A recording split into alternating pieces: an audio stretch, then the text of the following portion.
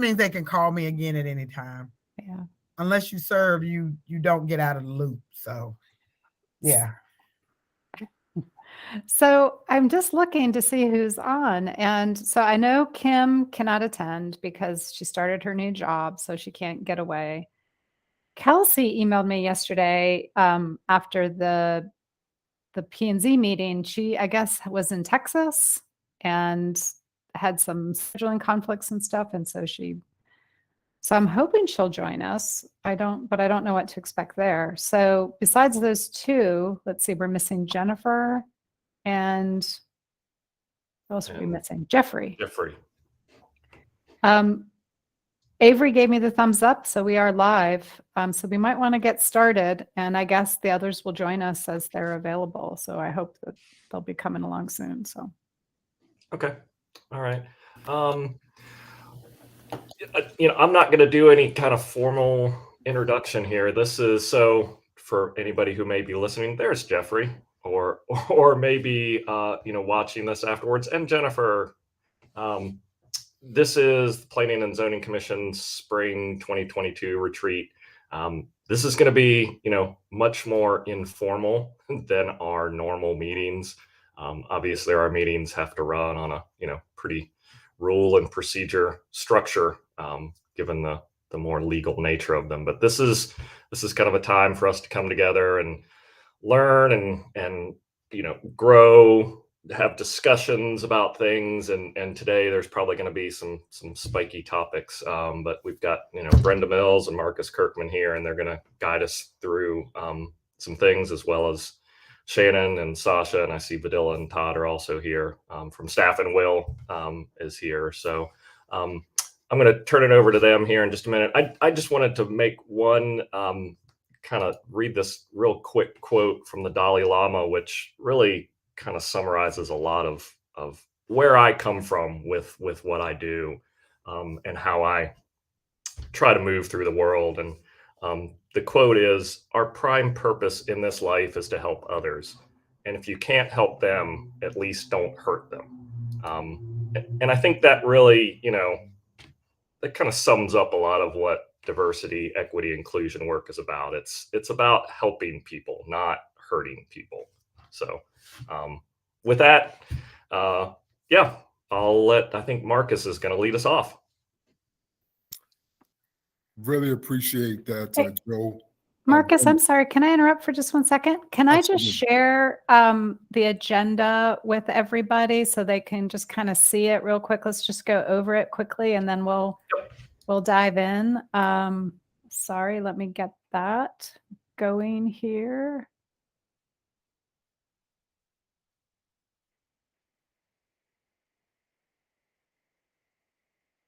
While we wait, how do I get a Robert Hope t-shirt?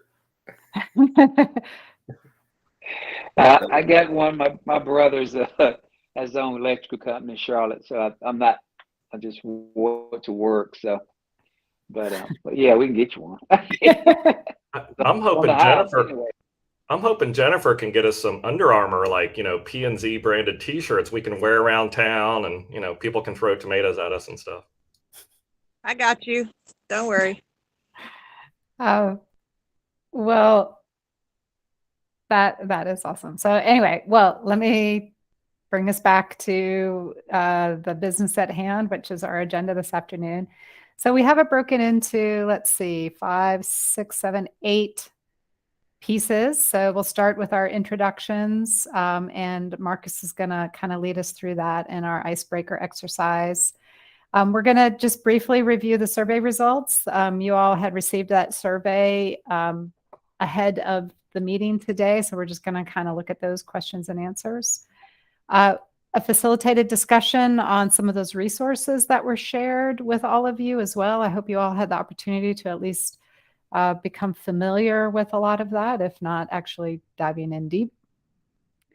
Sasha's then going to do a presentation for us, kind of looking at Asheville's unique history. A lot of these themes and concepts are sort of global, but there's also some things special about Asheville that I think is helpful for all of us to know. Then we'll take a break, Then I'll do a presentation about looking at equity considerations in some of our land use decisions as some of the most significant work that this commission does. Another break. Then we'll have a interactive exercise using the Google Jamboard, which is basically just going to be like a sticky note exercise, just like you might do in any other public meeting. But we're just going to use technology to do it. And then we'll have the opportunity to discuss the results of that and what we want to do with this information at the end and what our next steps should be. So that's kind of it in a nutshell. I put some times here just as guideposts there. We don't have to feel like we're married to that. We don't need to cut anybody off. And we'll just see how things go. There will be some opportunities to make up time or go a little bit longer probably as we go. And so I'll try to kind of keep track loosely, just so we know that we don't run over significantly anywhere. And that's it. Does anybody have any questions about the agenda before we get started? Okay, great. Thank you, Marcus. Sorry to interrupt you like that. And I will turn it over to you. No, that is fine. Thank you very much, Shannon, and thank you very much, Joe, for that warm welcome and that incredible quote by the Dalai Lama. So what we like to do, this is going to be our introduction time and icebreaker to connect exercise. And what I like to do is do this. I'm looking at the screen and I can see everybody's face and everybody's name. So I'm going to go according to my screen, and I am going to first introduce myself, and then I'm going to share with each of you what my favorite dessert is.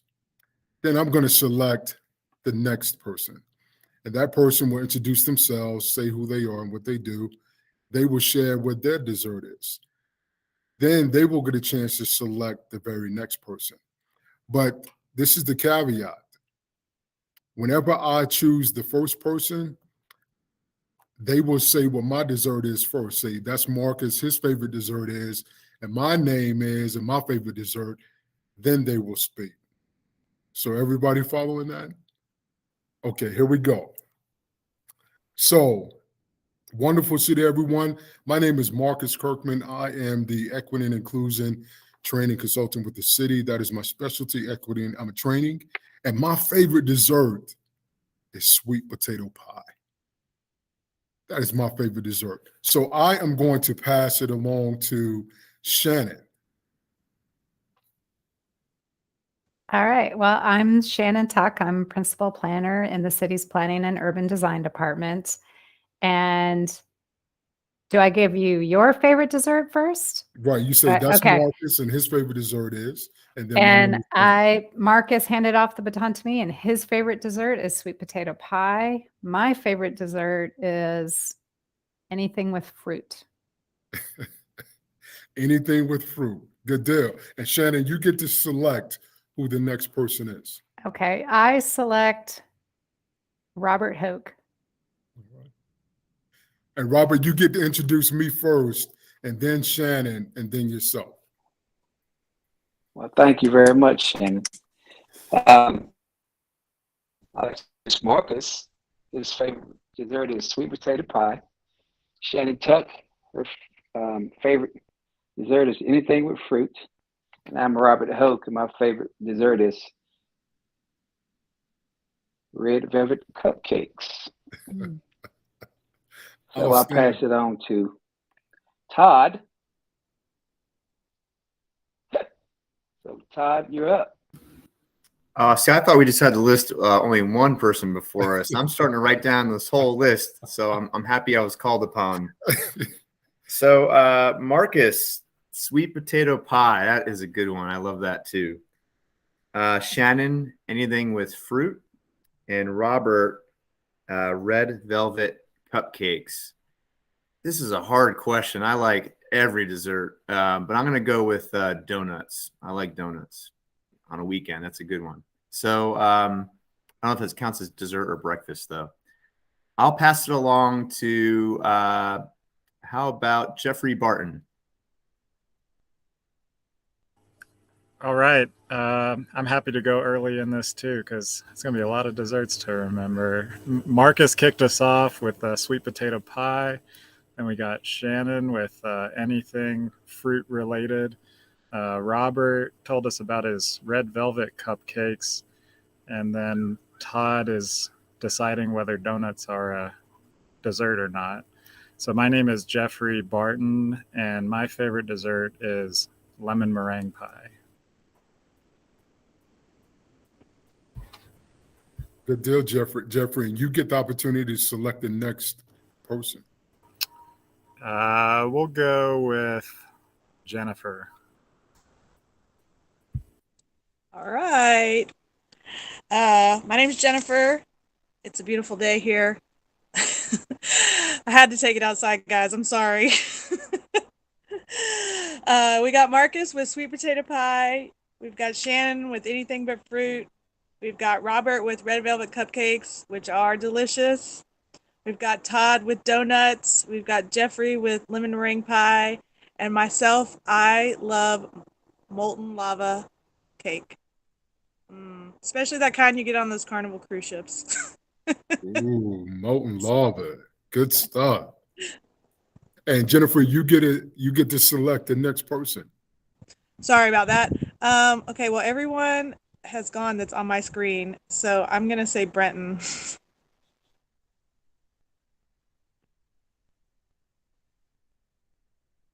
You're muted, Brenton. You muted, Brenton. Sorry, can you hear me now? Can you hear me now? Yes. Okay, Yes. good. Thanks. Thanks for the introduction. My name's Brenton Faircloth. I'm excited to be here. Let's see. So I've met Marcus, who likes sweet potato pie. Hopefully the ones with the pecans on top. So those are the best. Shannon, she likes things with fruit in it. Robert Hoke, he likes red velvet cupcakes. Todd, to answer your question, donuts are breakfast, so donuts are good. Jeffrey Barton, lemon meringue, because he's fancy. And Jennifer likes molten lava cakes. Myself, I used to work for an ice cream shop, so I love cookies and cream ice cream. And I'll pass it over to Mr. Will over there. Good deal.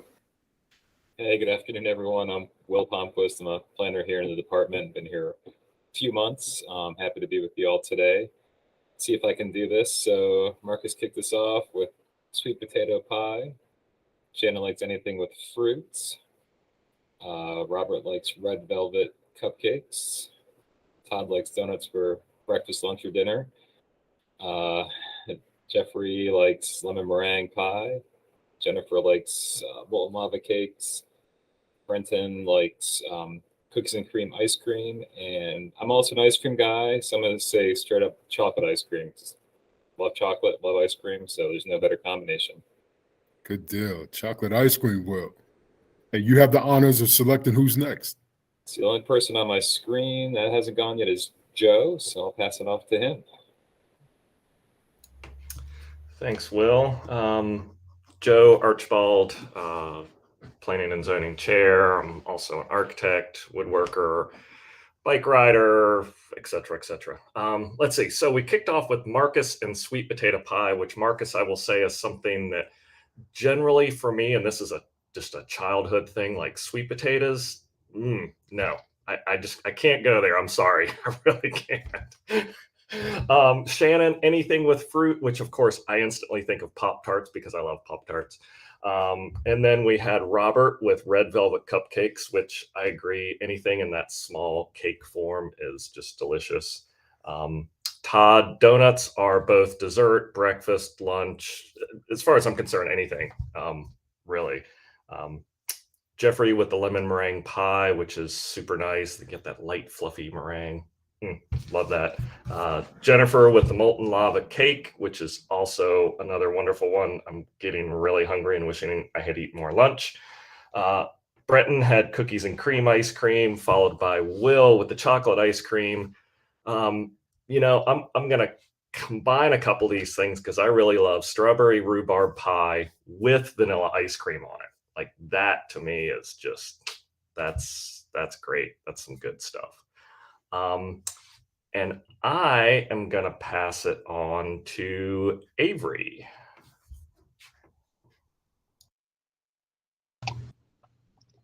Hi, everybody. I'm Avery 2, planning technician with the city. I'm going to start out by saying that I did not write anything down. I think that's cheating. So anyone who's doing that, I disapprove.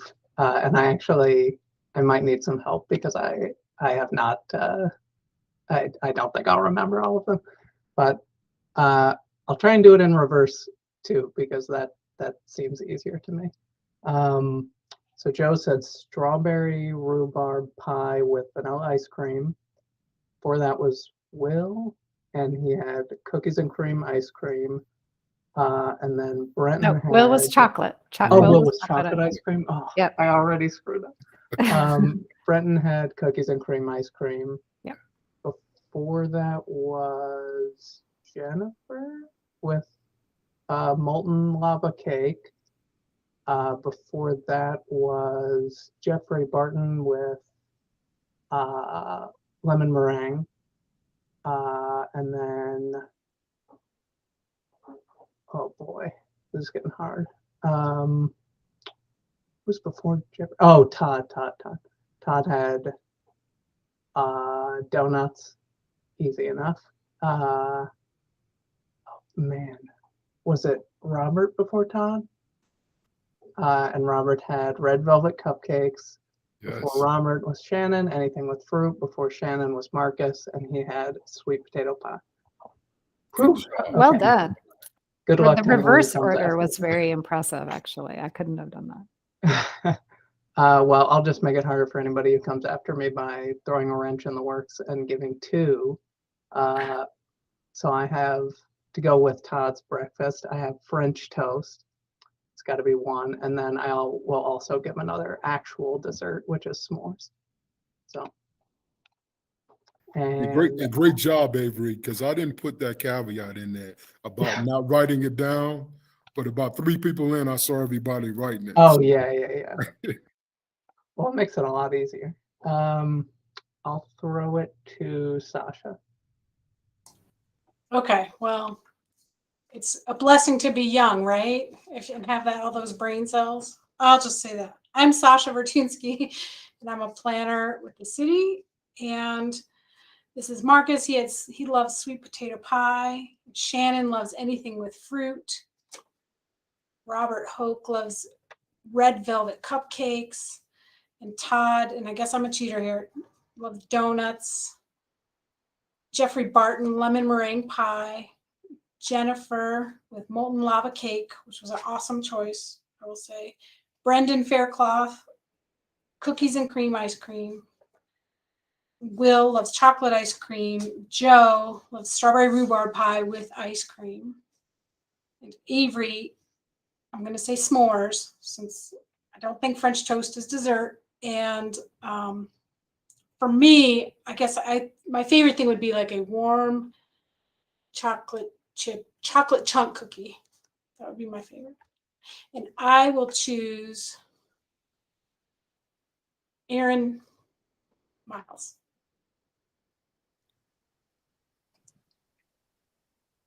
Hello, everyone. I am Aaron Miles with the City Attorney's Office here in the city of Asheville. And I definitely wrote this down, so don't judge me.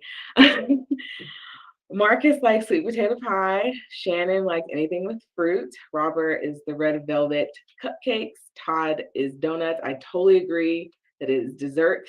I will eat it for dessert every time.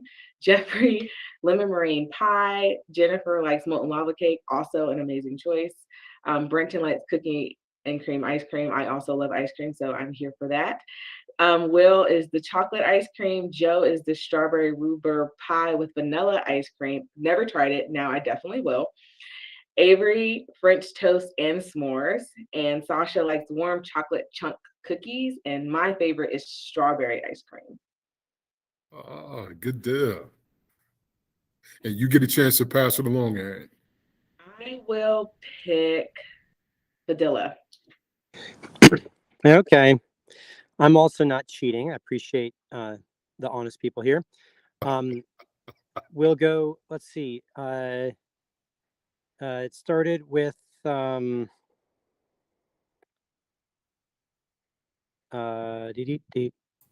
Marcus. Marcus, that's right. Marcus started with oh my God. I'm falling apart here. That's all right. Give me a hint. It's sweet. Sweet potato pie, that's right. That is. Then went Shannon with anything with fruit. Then we had Todd. Robert Hoke. Robert Hoke, that's right. Sweet velvet cake. Good choice. Todd with donuts. Jeffrey. No. Sorry, what? Did I hear a no? Oh, that's right. Oh, no, Jeffrey. Yes, I'm sorry. I thought you said Joe. Sorry. Jeffrey with let's see. Was it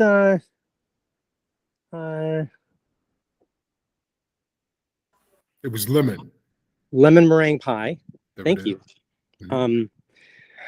is. Okay, after Jeffrey was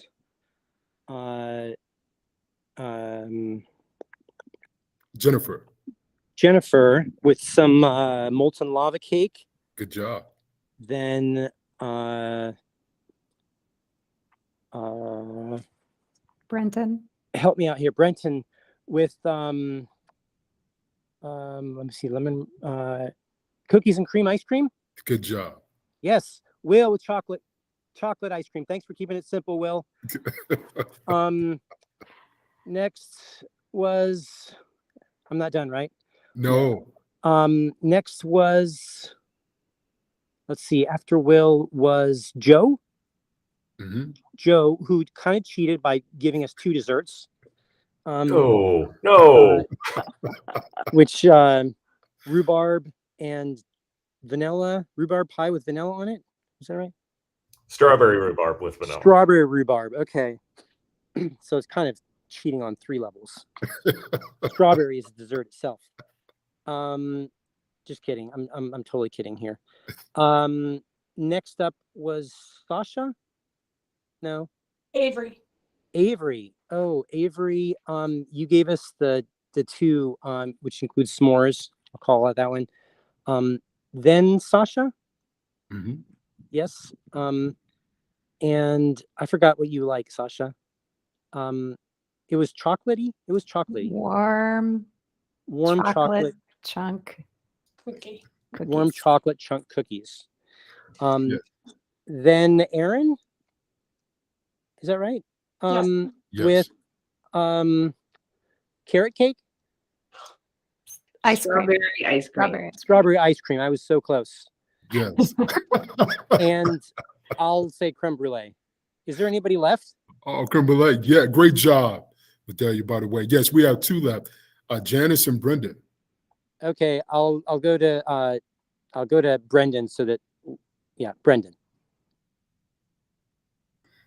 Brenda. Okay, so I'm gonna give a shot. I did write it down, but I'm not gonna look. I'm gonna cheat with the order. Marcus likes sweet potato pie. Shannon likes anything. Oh, I'm sorry. Brenda Mills, Director of Equity and Inclusion. And y'all have made my teeth ache and my stomach rumble with all these desserts. Marcus likes sweet potato pie, which I like too. Shannon likes anything with fruit. Robert likes red velvet cupcakes. Todd is my donut man. Todd, I'm getting ready to make them air fryer donuts. I'll let you know about that. Jeffrey likes lemon meringue pie. I like lemon pie, but no meringue. Jennifer likes that molten cake that is fabulous. Brenton likes cookies and cream ice cream. Will likes French toast and s'mores, which make my teeth ache, but they're so delicious. That was Avery. That was Avery. I'm sorry, Avery. Go back. What's that? Wait. Will likes chocolate ice cream. Yes. Joe, strawberry rhubarb. I have it with ice cream. I haven't had that since I was a child. Avery likes French toast and s'mores. Sasha likes warm chocolate chunk cookies. Aaron is strawberry ice cream because I don't like strawberry ice cream. So anytime I have some, I will make sure you get it. Badilla likes creme brulee because he's fancy. And I like German chocolate cake, homemade. I make the best. And I'm going to call on Janice Ashley. No pressure, Janice. No pressure.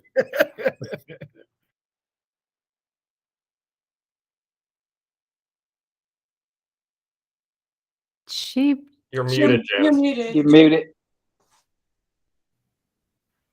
Sorry.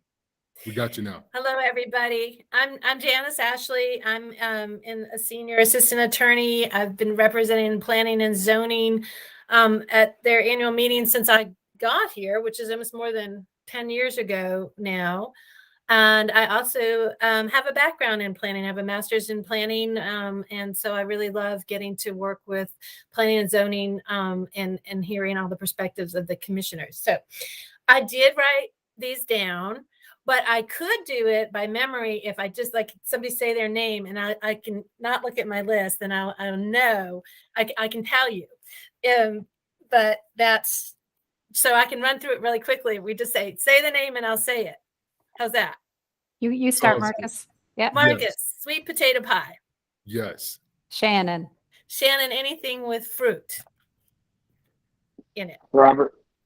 Robert, red velvet cupcakes. Todd. Todd, donuts. Jeffrey. Jeffrey, lemon meringue pie, one of my favorites. Jennifer. Jennifer, molten lava chocolate cake, which always looks good on the menu, but I just too rich for me. You gotta try it next time, Janice. Brenton. Brenton, cookies and cream ice cream. Will. Will, chocolate ice cream. Joe. Joe's strawberry rhubarb pie with vanilla ice cream. Avery. Avery, French toast, which is not a dessert, but I do love French toast, and s'mores. Sasha. Sasha, warm chocolate chunk cookies. Aaron. Aaron, that was simple. Strawberry ice cream. Adilla. Adilla, you took mine. Creme brulee. But it's really good. Have you tried the lavender creme brulee at French Broad Chocolate? No. It's wonderful. Who would think lavender creme brulee, but very good. And Brenda. Brenda, German chocolate cake. You'll have to make it. I don't think in the time I've been here you've ever brought it in or didn't bring it to our floor anyway. Make it for Shannon's party. And mine, since creme brulee is taken, I would say carrot cake or blackberry cobbler with vanilla ice cream. Carrot cake or blackberry cobbler with vanilla ice cream for Janice. Well, thank you. Incredible job, Janice. Incredible job. Thank you all for your participation. It would only be fair for me now to go back and speak everybody's dessert. I did not write it down, right? I was looking at you as you spoke. So let's see how this goes. Again, I'm Marcus Kirkman. I love sweet potato pie. Shannon loves anything with fruit. Robert loves red velvet cupcakes. Next, we had Todd. Todd likes donuts, and it's somewhere in between breakfast, lunch, dinner, any time of day. Jeffrey loves lemon meringue pie. Jennifer loves to go on the cruises and get the chocolate. Oh my goodness, it was sitting right there. I was going to say fountain cake, but that's not such a thing. Molten. There we go. Next, we had Joe, I believe. If not, Joe had strawberry rhubarb with vanilla ice cream. Brenton loves cookies and cream ice cream. Will said, I like chocolate ice cream. Avery Love 2, French toast and s'mores. Sasha like warm chocolate chunk cookies, if I'm not mistaken. Erin, she said, I'm gonna keep it simple. I like strawberry ice cream. Badilla said creme brulee. Brenda said, it's gotta be homemade. I make the best German chocolate cake. And Janice said 2. One was blackberry cobbler, and the second one was, I know they're both with ice cream. The second one was, Give you a hint. At Easter time, people eat it a lot. at Easter time, people eat it a lot. I was going to say Bugs Bunny. Carrot That's a cake. better. Carrot cake. Carrot cake. Outstanding. We got through it all. Thank you all very much. Give yourselves a hand on that. That was really cool. Thank you. Well, we're going to take a moment now to take a look at our retreat survey that we sent out. And we were actually able to get some feedback and input on that. And we just wanted to place our eyes on it, have some conversation around it. And if we can, Shannon, do we have that available where we can share it on the screen? Yeah, I'm sorry. I should have had that ready. Let me get it real quick. It'll just take me a minute. That's okay. And thank you for everyone who was able to participate. It really did provide us some insight and some speaking points this afternoon. So thank you.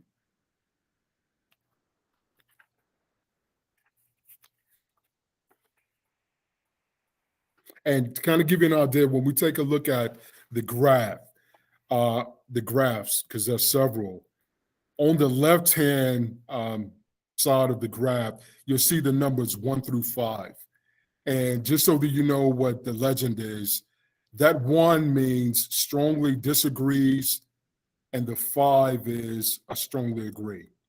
So it goes from lowest to highest. And the very first question that we had where we received responses from was the question, the city of Asheville values diversity, equity, and inclusion. And again, when we take a look at our responses that we had, we see that it landed where we're about average.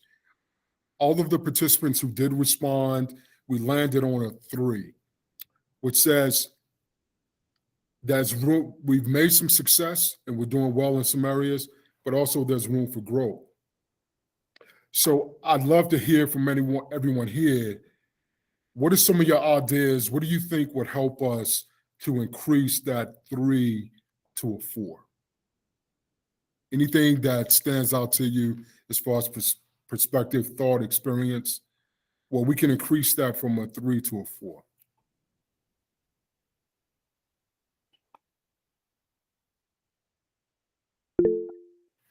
Yes, Shane. I'd like to see Asheville be more deliberate in when we make certain decisions, that we specifically look at it from an equity standpoint. Like incorporate that into our analysis. So not only in our decision making to be more deliberate and intentional, but also to incorporate the equity lens in our decision making. Outstanding. And feel free, this is open sharing. Feel free to take yourself off mute as you'd like to share and include input. Any other ideas that would help us to increase that 3 to a 4? Hi, I'm Brenton. I've been up here for 8 years now, and I work in the construction industry. I sell construction products, so I work with a lot of people with Hispanic, Latino backgrounds, and I would just like to see that group get more of an agency or more of a voice in a lot of things. I think Asheville's been a very inclusive community, and I love living up here, but I think that group's been marginalized, and I'd just like to see them more at the forefront on things.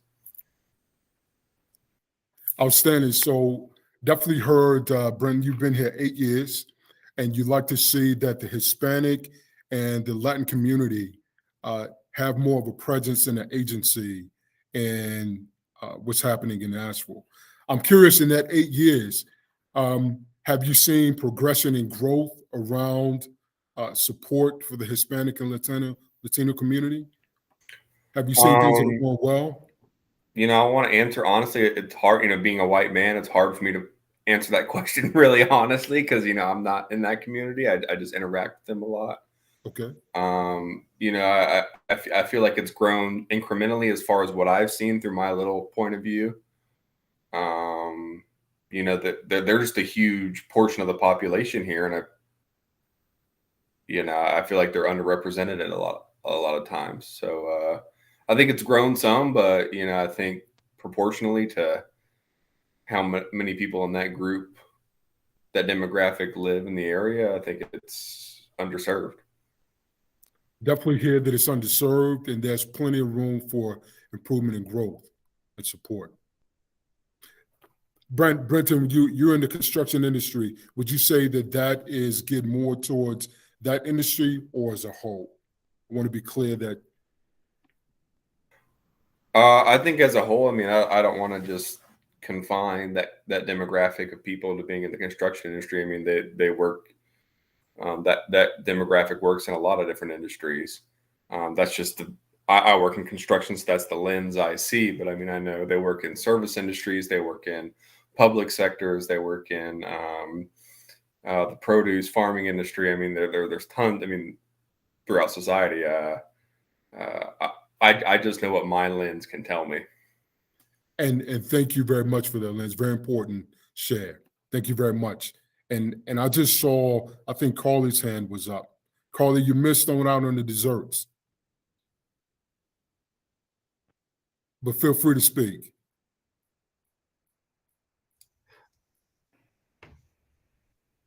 I just wanted to note that Kelsey and Carly did join, so welcome to both of you. I'm glad you were able to join us. I should have mentioned that we'll probably have folks kind of pop in and pop out. We extended the invitation to all of the planning staff, but they're going to probably kind of come in and out as their schedules allow. So wonderful. Thank you very much. And if there are no other shares, we will move on to question number 2. And if something comes to mind, please feel free to raise your hand. The second question is this: the city of Asheville is investing time and resources into improving diversity, equity, and inclusion. And again, 1 is strongly disagree, 5 is strongly agree. And as we can take a look at our graph here, we see that we were evenly split on the shares. Half of us felt that we were doing about average at a 3, and the other half felt that we were above average. And one of my questions around this for you that I'd love to hear from you is, where do you see that we are investing our time and our resources in our city around improving diversity, equity, and inclusion? Where do you see us placing our investment of resources and time?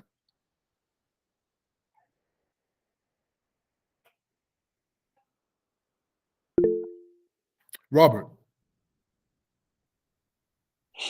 Hello, Robert Hoke. A little bit, my background is about over 30 years in manufacturing, and also a real estate agent in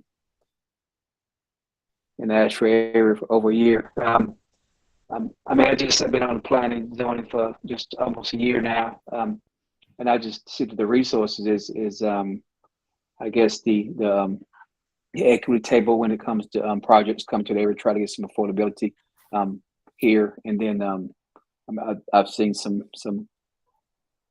advertising or community at Stevens Lee Recreation Center, not far from me, when it comes to helping children or just classes around diversity.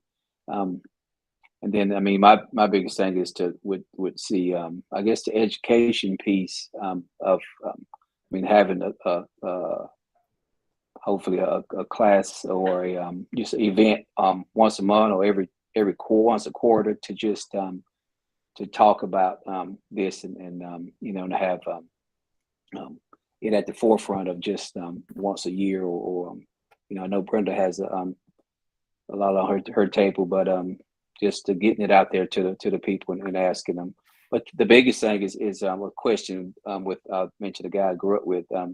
He was talking about the recreation centers of being taken over by others based off, because I grew up in Asheville, played basketball, Steve Lee Center, and this kind of like kept me busy and kept me out of trouble in a sense. Sports is something that I always was in my forefront and helped me become a better person or confidence. But it's it's a great topic, and I'm looking forward to helping. Plus, I'm more background. I'm in the 12-step program for over 30 years. So and sometimes that aspect of mind, body, spirit can can help people overcome some of these instances. Really, really appreciate that, Robert. And some of the things that I heard in your share, and Jennifer, I will respond to you next. Thank you very much. One of the things that I heard in your share is that with regards to the city of Asheville investing time and resources in improving diversity, equity, and inclusion, that you have seen some of that evidence in the community. You mentioned you've seen it in some projects around affordability housing. Specifically, you mentioned the Stephen Lee Rec Center, that you've seen it there, but that you also would like to see more training around diversity and inclusion and equity in the city. Yes.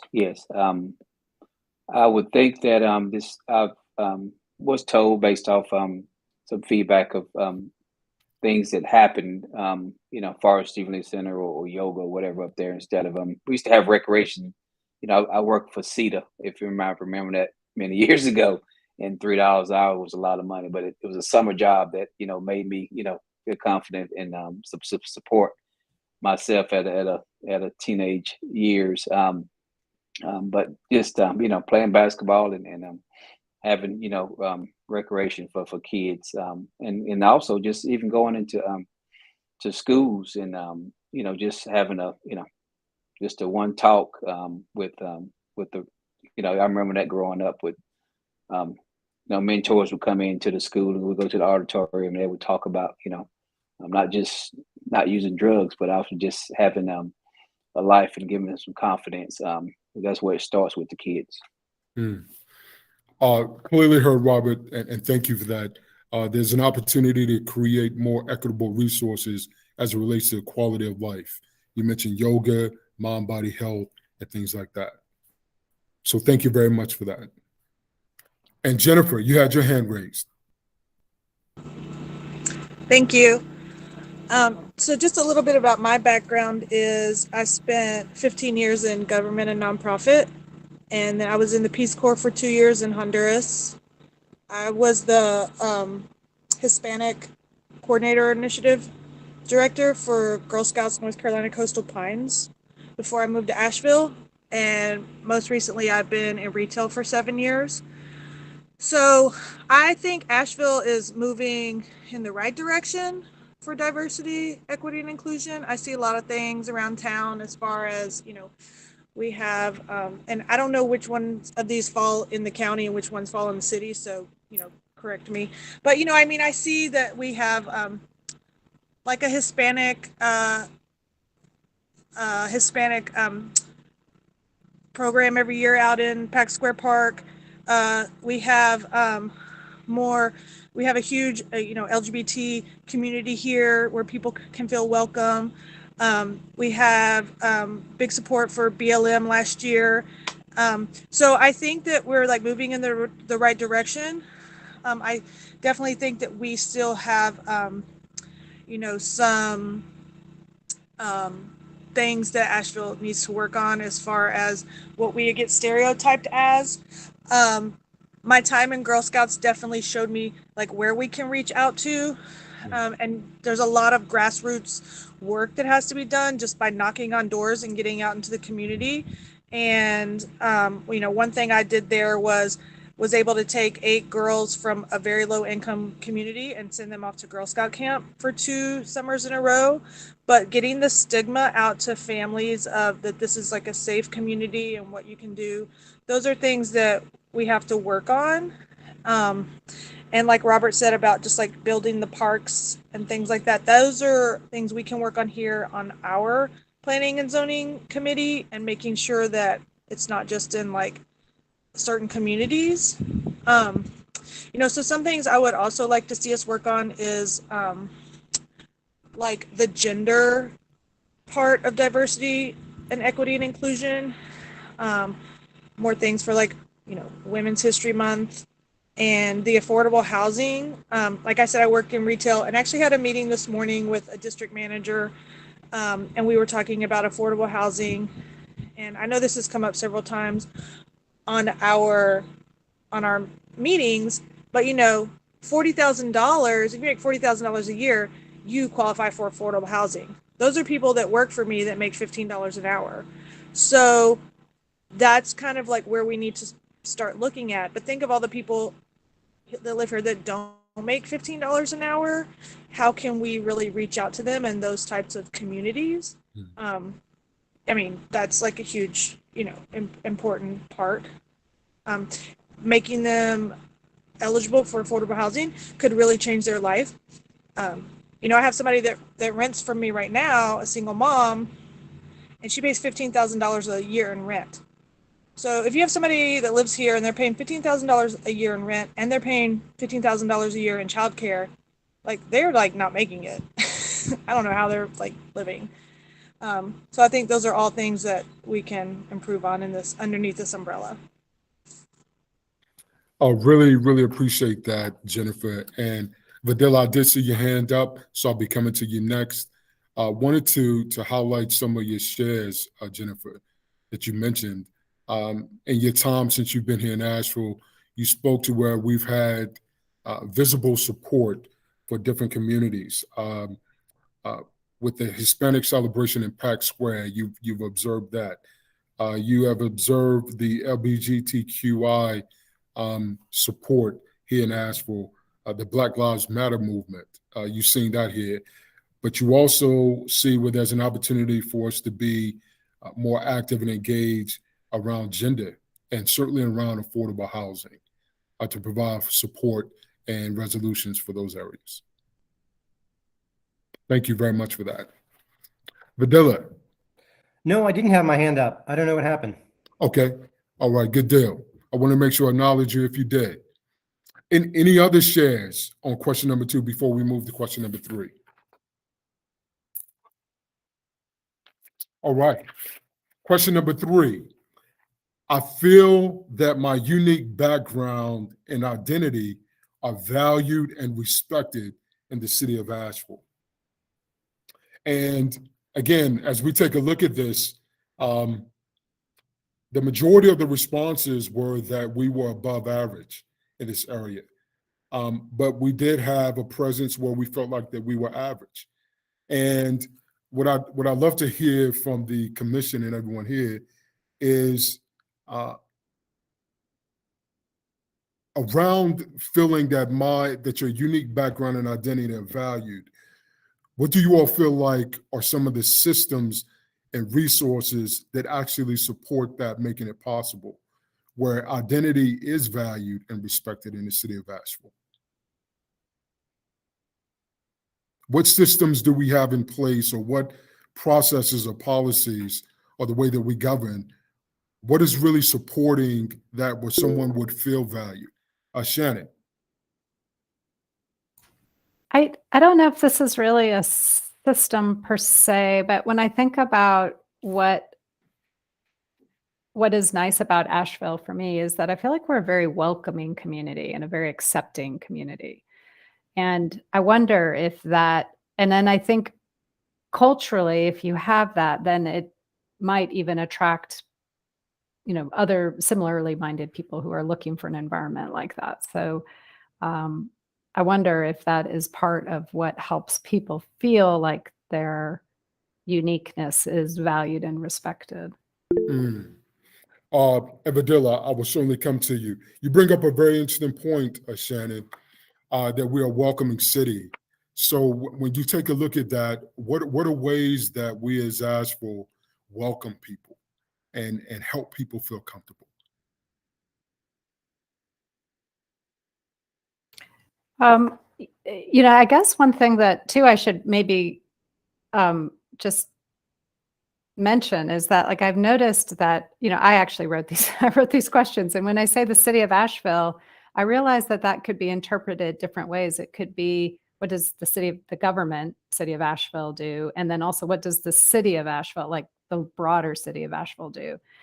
I think in my mind, I was thinking more probably government, the city of Asheville organization. But with this question, I almost think it has more to do with, well, I suppose something that the city of Asheville organization does is I think we have made strong efforts to recruit a more diverse workforce.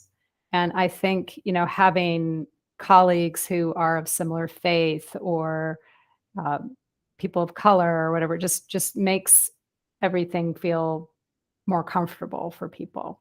But I also think about the larger city of Asheville and, just how businesses kind of clearly are welcoming and accepting, but, like having all, gender neutral bathrooms or, illustrating a gay pride flag or, things like that. I just think that makes people feel valued and appreciated for who they are.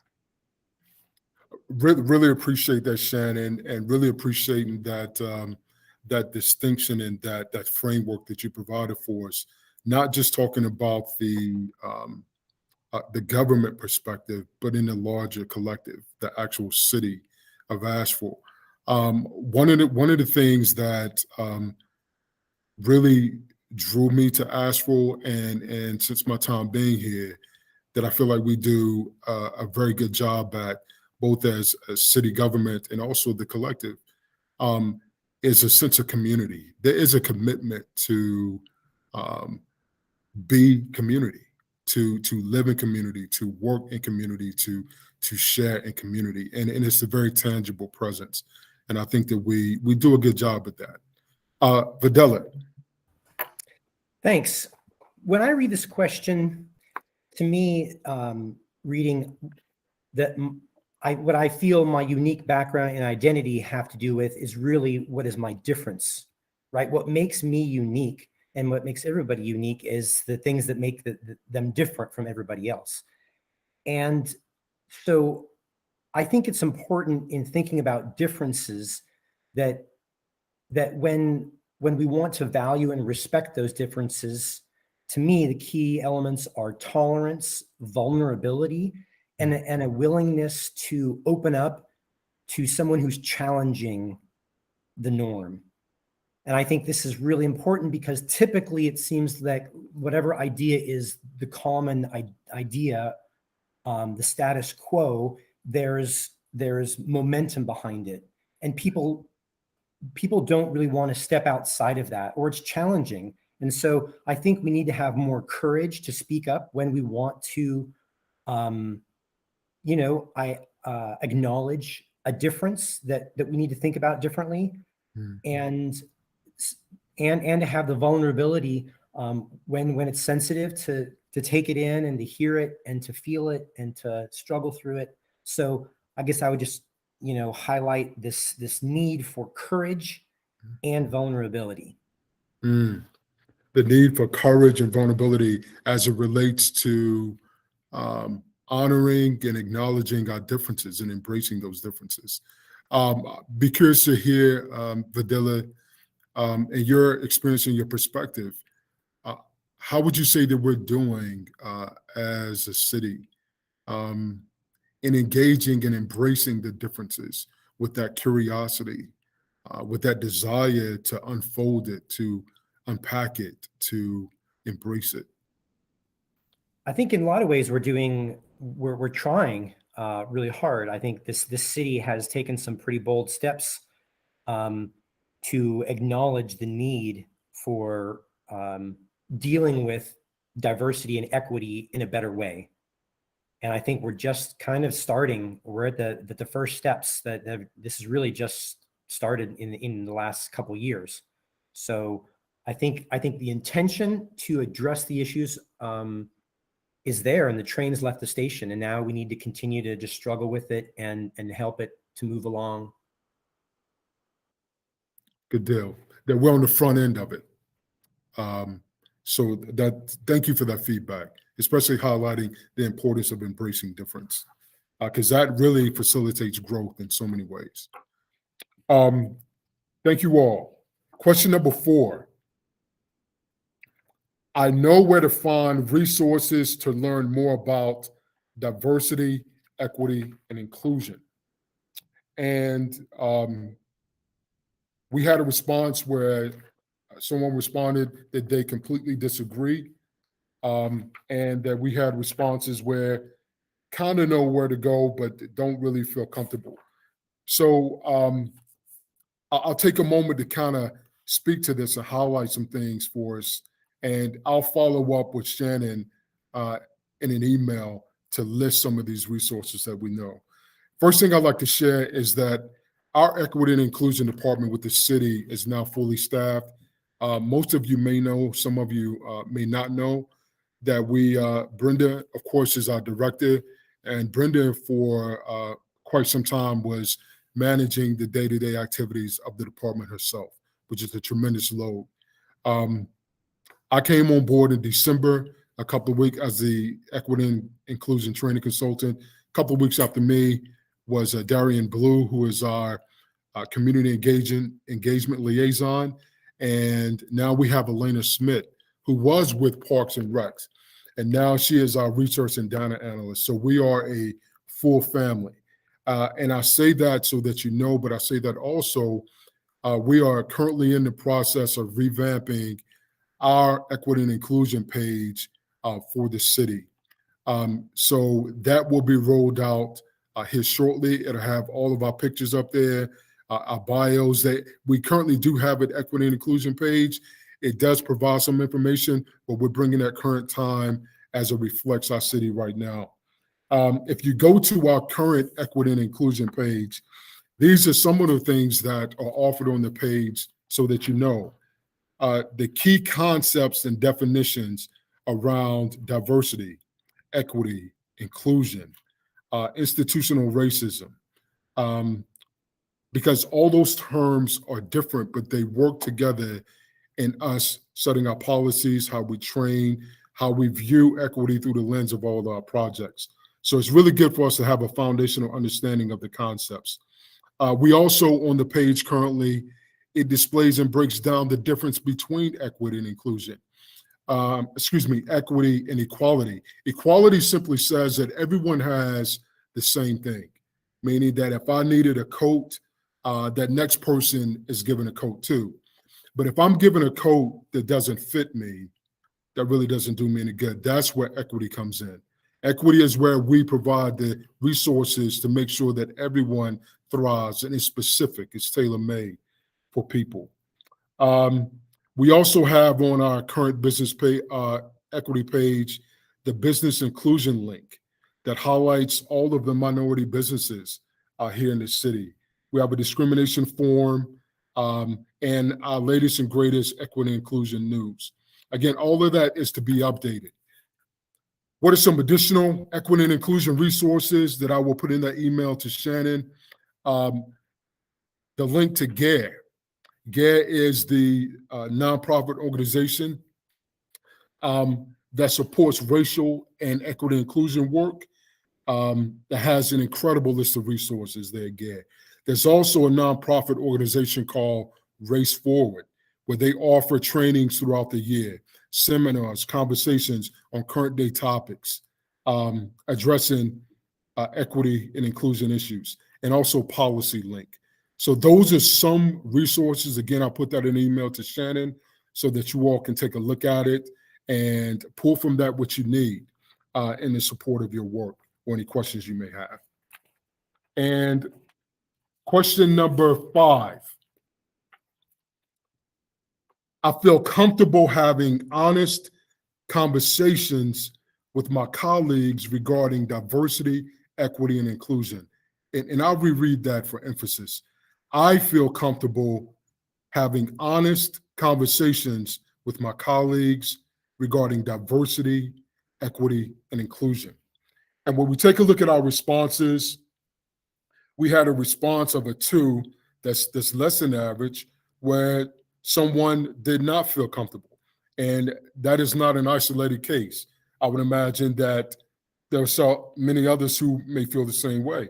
And then we had many responses where we felt above average. So my question to us is, on this idea of feeling comfortable about having honest conversations with our colleagues around diversity, equity, and inclusion, what are some of the barriers to this that prevent us from having those open, honest conversations, meaningful conversations? What are some of the barriers that show up for us? Brenton. Hey, Marcus. Thanks for leading us through this.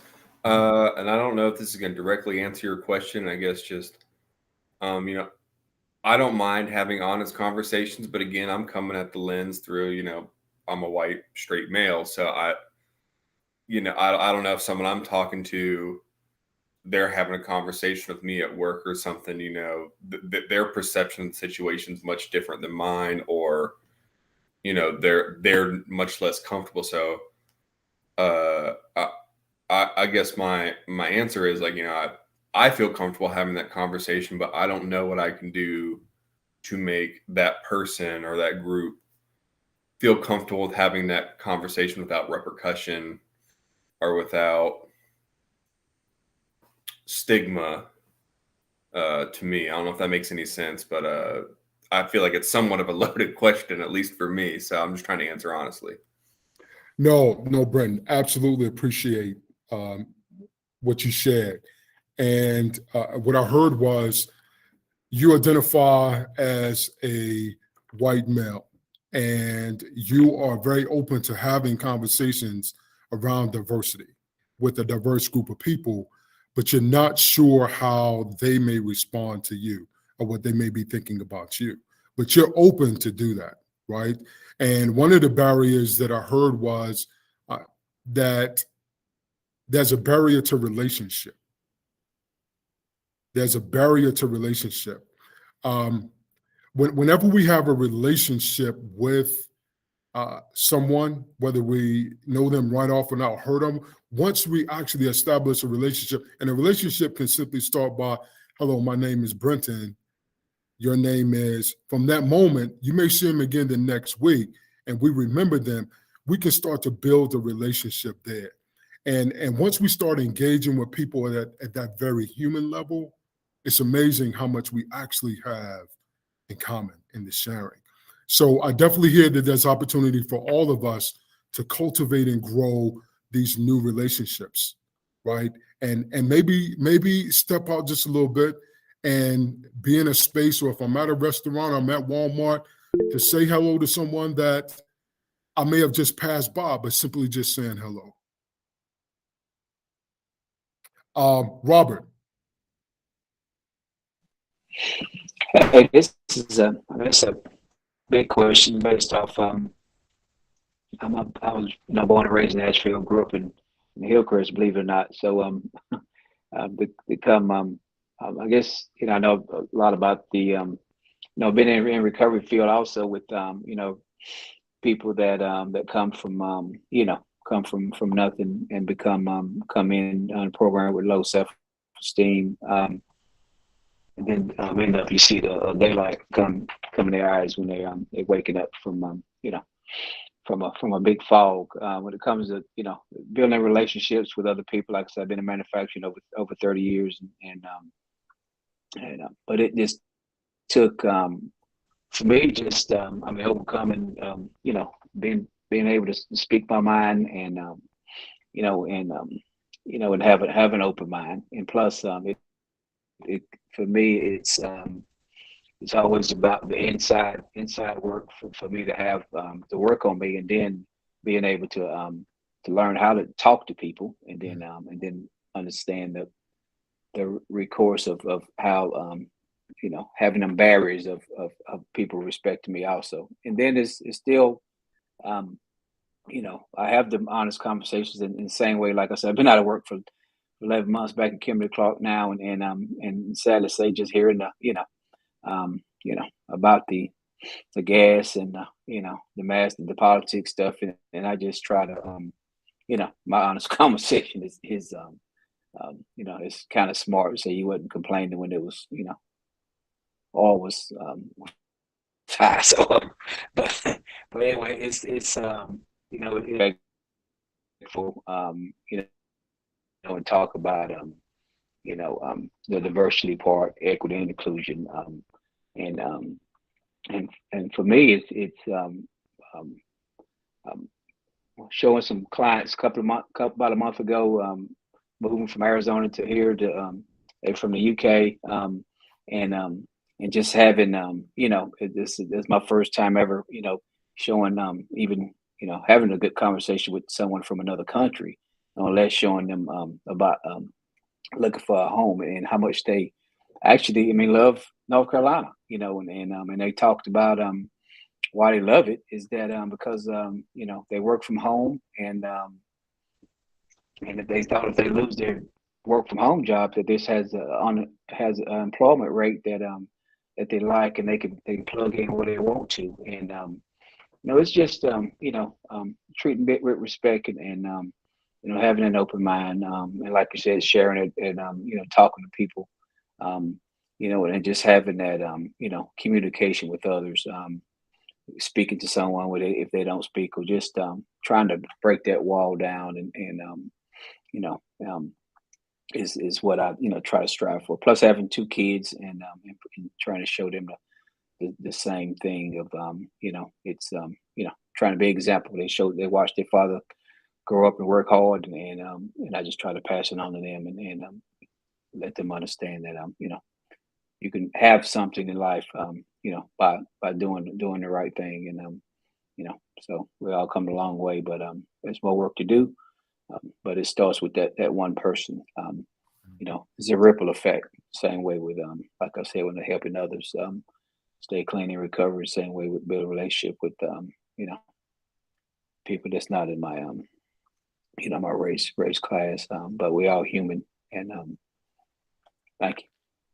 You're certainly welcome. Thank you, Robert. And I want to, yes, Brent, I'm gonna come to you next. I want to shed some light on something that both you and Brenton talked about. You talked about the fact that both of you are open to building relationships, and you're open to different experiences in Asheville. And that is so vital. Three of the basic trainings that we offer with the city, we offer Advancing Racial Equity 101, which is the prerequisite to 201, which is a higher level training around racial equity. And then we offer implicit bias and microaggressions. And why am I bringing it up? In addition to letting you know that we offer these trainings, is that all of our lived experiences, they are never objective experiences. They are subjective experiences. And what that means is that each one of us brings something to that experience that we have with another individual, right? And the more that we are aware of our own biases that we're bringing, that really provides a roadmap for us to take a look at where maybe I may be stuck at. I may not be as open as I thought I was to diversity and growth and things like that. There's some things that I want and need to work through. So thank you for that. Brenda. I was just going to add real quickly around feeling comfortable having those discussions, is that, it's taken me a long time as a African-American female, cisgender female, to get to the point that I come with my authentic self. But I think humans in general, we already have preconceived notions about people, women about men, folks about people of different sexual orientation, different ethnicities. And I think if we just lay those down and stop approaching people with what are they going to say, how they're going to do. I spoke at a really great organization the other day, and my friend had asked me to come. And I think one or two of the ladies had asked her, well, what if she comes here and judges us? So why would you assume that a professional person would show up in a room who has a public job and shame you about anything that you are doing? So don't have preconceived notions about people, because what it ends up doing is something you do activates something in someone else. Have you all ever heard of triggering somebody? That's a term that we've been using a lot. You can trigger something in somebody. It's you didn't do it. Something else happened to them, but something you say or do being uncomfortable, just be yourself. Joe and I, we just met, a couple of weeks ago, Joe's good people, right? Eventually, Joe and I will butt heads for some other reason. And if I'm adult enough and he's adult enough, we're mature enough. I don't know if either one of us are mature enough. We will get to a certain place, right? Give people some space and don't make assumptions. I've gone to people who are queer and say, I don't get it. They're friends of mine. They sat me down. They explained it. I get it. I understand it. And I want to understand it because they're in my life. And so I just think not having preconceived notions about anything or any person, just have that honest conversation. Thank you very much for that. Thank you all for very rich share, very rich conversation. Very rich conversation. Question number 6, and we're almost done with the questions, the survey. What is the city of Asheville doing well in terms of building a diverse, equitable, and inclusive city? And these are the written responses: development of groups and resources to help communicate to the public of what they are doing to get in front of these issues. Then we have assembling the Reparations Commission. And the last response was, I think the city is working to establish the groundwork for programs, systems, and groups that will hopefully be integrated throughout all of the city's focus areas and departments. The question that I have, I'd love to hear some responses. And it's a response to that first response about the groups. Which groups and resources, when we take a look at the city of Asheville, do we think are really beneficial to supporting diversity, equity, and inclusion? Any particular groups or resources that really stand out to us when we think about that? I would say our Office of Equity and Inclusion, number one.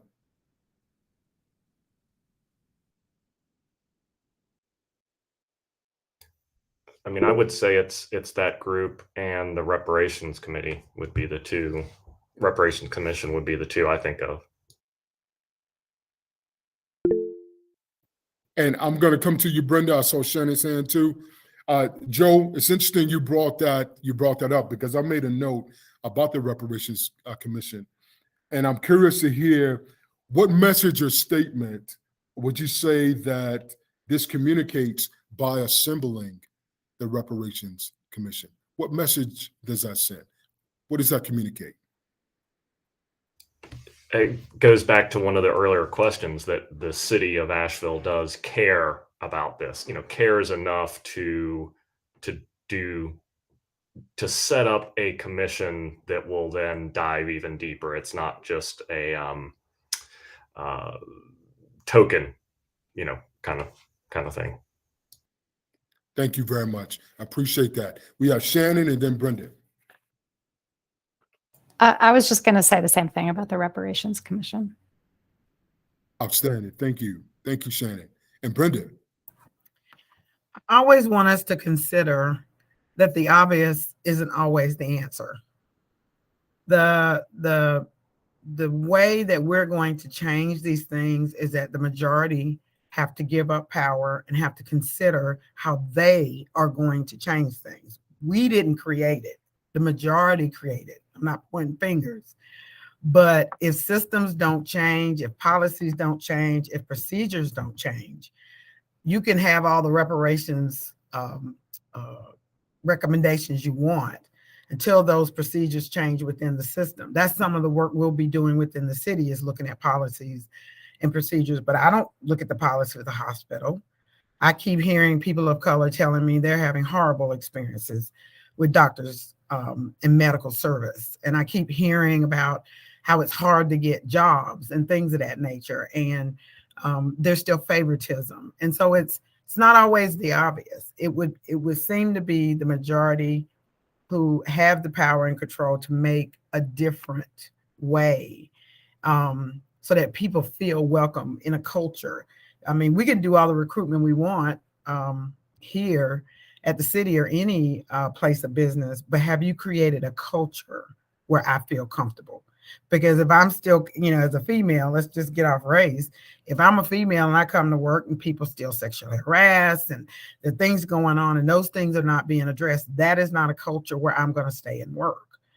And so when, I know we're in a really difficult time now trying to hire staff in any business, just because, we've been a global economy, but 2020 said a lot to people about where they can work and how they can work. And so you're competing with that, but you're also competing with, I'm going to go where I'm celebrated. And when I'm not celebrated somewhere, when I don't feel like I'm a part, I'm leaving. And younger people that's what I applaud them for. They don't stand around and wait for you to change a system. Culture takes 20 to 25 years to change. Have you ever heard the term culture eats strategy for breakfast? You can have all the strategy you want, but if there are still people in your organizations who do the same things, say the same things, have the same results, nothing is going to change unless people, which we don't want to happen, retire, die, take other jobs, change things around, leadership changes, whatever. But it's not always the obvious. It is not equity's job to change equity in this city. It is all of our job to change equity in this city. Thank you. Thank you. Thank you very much for that rich share, Brenda. Thank you all. We have one more question, and I'm looking at the time. We got about 13 minutes. So what I like to do is I'd just like to read aloud question number 7. And just in our conversation, we've addressed and mentioned and offered several solutions. But the question in itself is, in what ways can the city of Asheville improve diversity and inclusion? And these were some of the responses: continuing to communicate and show results of the importance of how it has capitalized on the improvements, having a before and after and continuing goal of affordable home ownership, task force to target families that need the transportation to get out of public transportation jobs that are paying good money to help them get into the threshold of affordable housing ownership. Just in our conversation in the short time today, affordable housing has come up several times. The second response: allocate the resources needed to adequately address inequity and repair harmful legacies of racist federal, state, and local policies. Brenda was really just speaking to that, right? About if we don't get in and do that and very intentional, glaring, difficult work around changing policies and procedures, if nothing changes, nothing changes. The third: provide more opportunities for commission members as a group to take DEI training and have discussions around those topics. In that email that I'll include with Shannon, I'll include those training opportunities and links so that you'll be made aware of that. We have about 11 minutes left. I really worked to be a good steward of our time, and my time is up with us at 2 o'clock.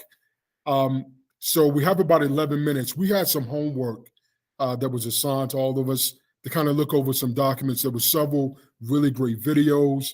There were several case studies. And what I wanted to do was, in the 10, 11 minutes that we have, I wanted to reference 2 of the pieces of homework, and I have a question for each of them. that I'd love to hear some feedback on. One of the resources that Shannon provided for us was that the document on, it was called Redlined, A Legacy of Housing Discrimination. And in that video, it mentioned, and this was some 10 plus years ago, the gap between Black and white ownership, Black home ownership and white home ownership is about 30 percentage points. That was over a decade ago. It's only gotten worse since then. What I would really love to hear from the commission and the panel here, how would you describe the impact that redlining has on our Asheville community? How would you describe that?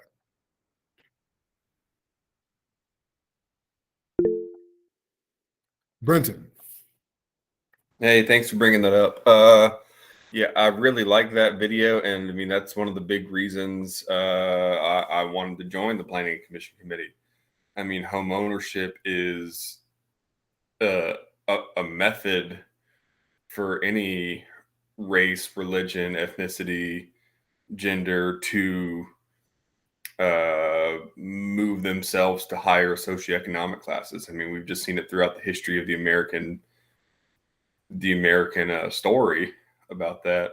And I think that's not only for African Americans, it's for the Latino community as well. And I'm sorry to keep beating that drum. I just, I feel like that's a community too who, they want the same things we want. They want a safe neighborhood, a house they can afford, and a job that'll pay them. But it's a way that discrimination has happened subtly or not overtly, that certain people can get the loans or get the tools to move forward and get that, but it's a way to transfer wealth to your kids. It's a way to transfer money to your kids and, give that 3 or 4 generations. That snowballs pretty quick. And so it's upsetting to see when, we're not giving those starts. I can't say we can fix the whole problem now, but we got to give them the start now to do it. And 3 or 4 generations later, it'll snowball and they'll have that kind of generational security and wealth that's being passed on to them. Like I was given, So I really like that video. I appreciate that very much. You're certainly welcome, Brenton, and really appreciate your share around that, because that video really talked about how not only how is generational wealth accumulated, but how it's passed down. And the primary means was through home ownership. And we saw in that video how there were very intentional policies put into place to prevent all people of color from being able to own a home, and that they were placed in a specific area. And it not only affected generational wealth, but it also affected their health and their well-being, their performance in school. It just had this incredible ripple effect that we're still seeing the effects of that today. Any other shares? Jeffrey. Yeah, I appreciate that, the redlining discussion and the resources that were shared with us. It's hard to underestimate the impacts of redlining. I think that you could tally up the level of wealth lost, but just the ripple effects are tremendous. And just to share my own experience, I came to Asheville 9 years ago with not much money, but with white privilege and supportive parents. And 8 years ago was able to buy a very modest house. That's my toehold, and that will be, a source of wealth for my kids. That opportunity was, not available to local residents of color whose family generational wealth had not left them in a position to have parental help for a down payment. So I think that, Brenda really said it better than anyone in one of the last comments you made, but it's not equity's job to fix inequity. And we have to have the really uncomfortable conversation around, the wealth gap and who benefited, people like me, and what it means to correct that, and what it means to reallocate the resources to the people who have not benefited. That's where it starts to, I think, get uncomfortable for society and for the systems that we had that were built, largely around redlining. Really, really appreciate that share, Jeffrey. And I see your hand, Robert. I'm going to get to you as well. In addition to what you just said, Jeffrey, about how being positioned to be able to purchase a home and pass that on to your generation, what that video did was it really spoke to how many times the thought is that I got this on my own, that because my parents worked hard, that they worked hard and they earned this and they positioned me for this. But the truth of the matter is the government was very intentional about creating this reality in these worlds. And once we really acknowledge that, and once we really make a firm commitment to undo this harm and create equity for other people, we can start to create change. I'd like to share one thing is that one thing we've identified here in Asheville is that the red line areas right now in Asheville that we face, again, based on decisions from the government from years ago, those same red line areas are the areas that are most susceptible to climate injustice right now. Flooding and drought, right? So this has enormous implications on the livelihoods of people. Robert. Hey, that was a pretty touching video, and the ripple effect is, talked about is, 50, 100 years down the road, it possibly can be repaired, but it starts with the individual, and I guess the ones that in the city that has the power to the stuff behind closed doors, either get off behind closed doors, whatever that may be. But like I said, I grew up in Asheville.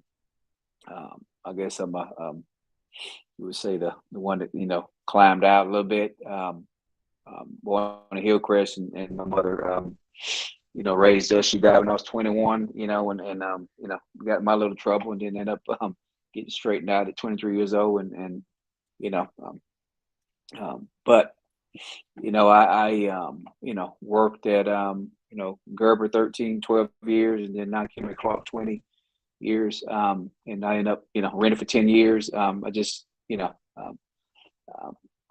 getting the self-esteem, getting my self in order, and getting the job, and being able to afford this and that, and then work on the credit, and just them steps that that I had to get educated with. But purchased a house in 2013, rented for 10 years, but purchased my first house in 2013, and sold it to investors, and now have 4 years later, I have 2 new constructions, 10 minutes walking distance downtown Asheville.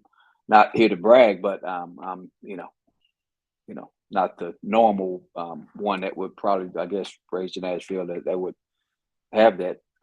But I think it's still hope for others to have that. So being in the real estate, not just I try to help whoever that wants to get out of the rental spot, and then I guess the red line is just something that that is was in place, hasn't been in place, but I think it's still there's always hope and change, and it always says a new idea can't be grafted into a closed mind.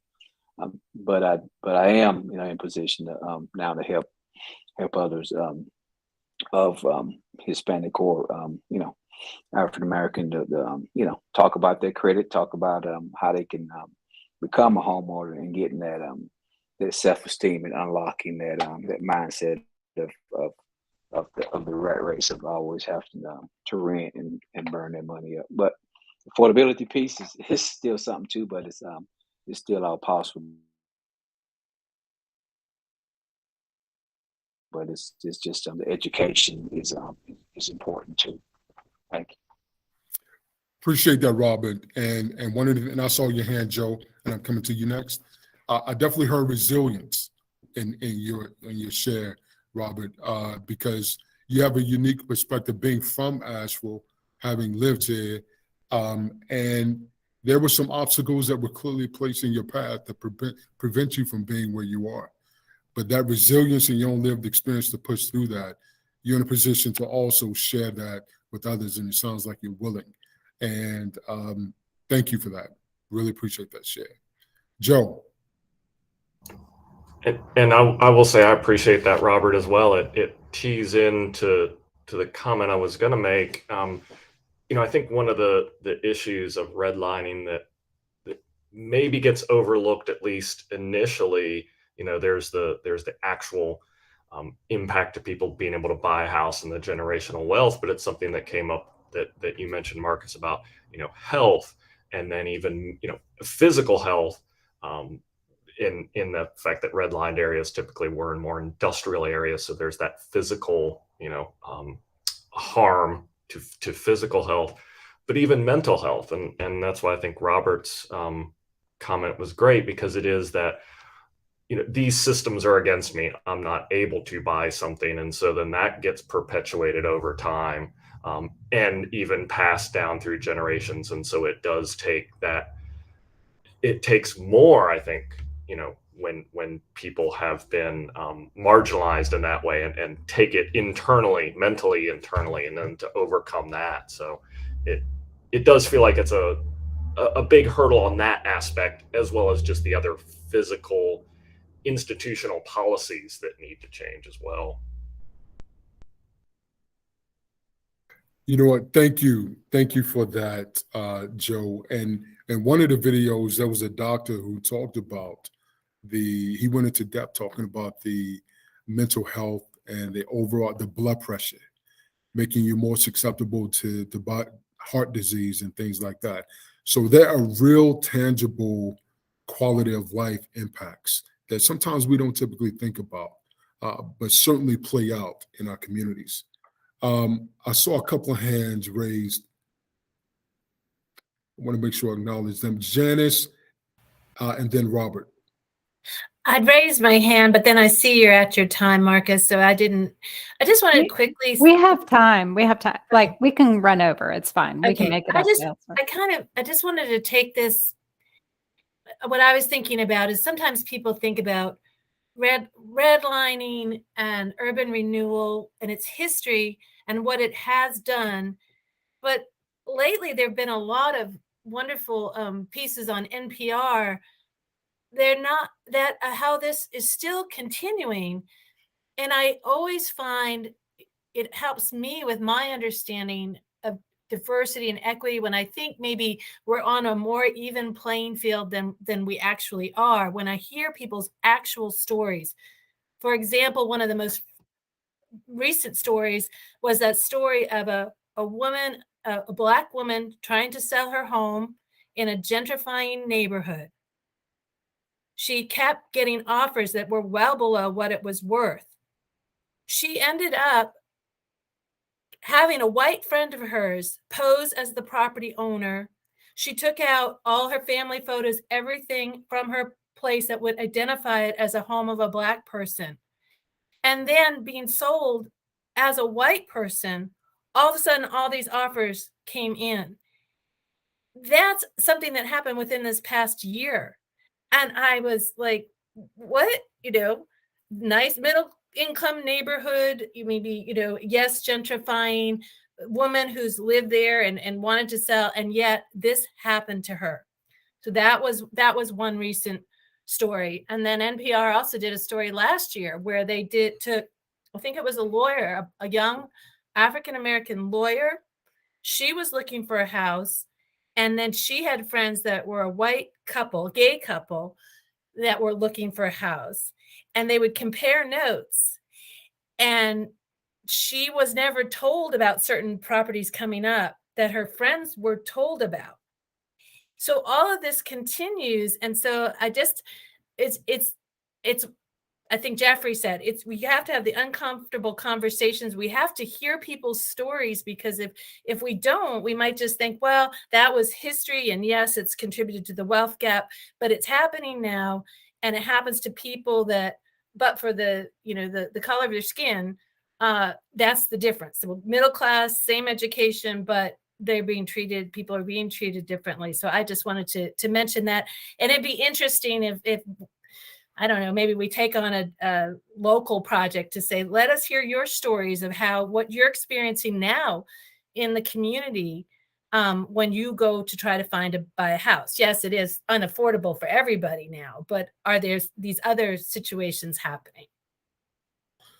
Really, really appreciate that, Janice. And in one of the videos, because there were maybe 3 or 4, back in the 60s, 70s, and before that, was a term called blockbustering, where real estate agents and those in the money pot to make the money would use very similar tactics to what you described that are happening current day in 2022. Right. And when we hear about these stories, when we realize that that's really not history behind us, that some of these practices are still alive and well, the means by which they're presented may be different, but the end result is to create a separation and division and to marginalize people. It gives all of us that opportunity to say, what am I going to do about that? Right? Now that I am outraged by it, now that I know that that is unjust, what am I going to do about that? And it is definitely a call to action for all of us. Robert, I think I may have seen your hand up. No, I just said to take it off. I was done. Thank you. Thank you very much. Shannon. And thinking along the lines of what can I do? I mean, I have a small confession to make. I think I first saw that video or something similar to it like maybe 3 years ago. So I've been in the field of urban planning for almost 25 years and local government for 19 years. And I just became aware of this practice 3-4 years ago. I mean, it blew my mind. And I feel I've spent a fair amount of time processing this. Like, how can it be possible that I would go this many years and not know about this? And I realized that it has to do with sort of the way the institutions are designed. And thinking about some of like what I can do. I mean, one thing that I do is, or I have done, is I've shared that video with some of my very conservative family members who are, who at least before that video felt like everything that they had was the result of their own work. And I think it's just really important for people to understand and recognize that that's not exactly true. And then also to share it with my children so that they have better tools and a better understanding than I did for all those years. And I think that it's a small thing to do, but I feel like it's really important. So I just thought I'd share that. Shannon, really glad that you shared that. Really glad you shared that, because one thing is true for all of us. Once we see something, we can never unsee it. Once we see it, we cannot unsee it. So once you saw that, there was something within you, Shannon, that said, I'm going to share this with my family members. I'm going to share this with my children. And that is actually very impactful. I think it was Jeffrey who talked about, hey, listen, my parents were in a position to be able to offer me this, but I also know that this is not available to everyone. So you could hear his conviction coming up saying that this should be available to everyone. And whatever I can do to pass that along, I want to do that. You heard it in Janice talking about saying, listen, maybe we can start having real-time conversations. How many people is this impacting and happening to right now in our Asheville community, right? That it's not out there, that it's really happening right here. Anything that we can do to take a step forward, however small it may feel at the time, is really, really important. It's necessary. That is how we can affect change. One last share before I turn it back over to Shannon. Really appreciate you all. The other resource I just wanted to present a question around the article Shannon provided. It was called Bringing Equity to the Forefront of Urban Planning. And this is an article written by Benjamin Snyder, dated October 22nd, 2019. I just want to read a small quote in this passage and then offer my question. Again, this is 2019, and let's see how much of this sounds familiar to Asheville. Today, the word equity appears on nearly every urban planning document.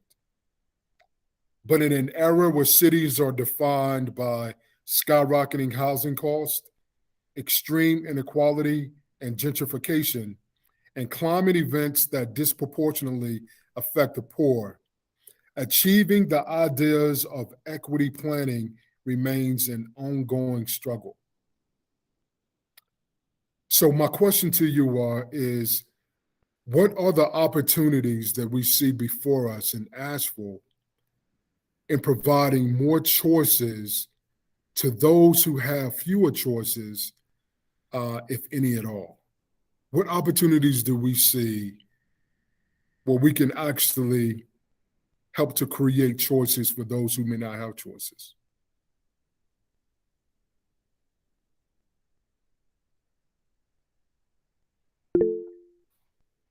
Jennifer, and then Joe.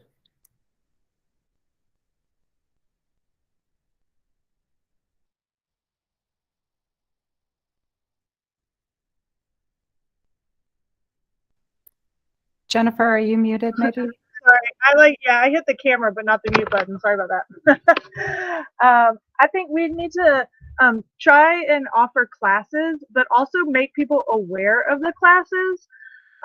Like for me, for example, I was able to buy a house, but again, it was not because my parents like helped me out, but my mom is a teacher, so she's a member of State Employees Credit Union, which means I got to be a member of that, which means I was able to like get a down payment, but like not put any money down. So I was able to get like a first time homebuyer's credit for that. Like I didn't know anything about that. Like my brother told me that. So like making more people aware of things like that. And then like I was in a lot of credit card debt from like just being stupid in my 20s. And so I took a class like through United Way and WNC. And but like just making people aware of things like that, and the classes that are out there to help them.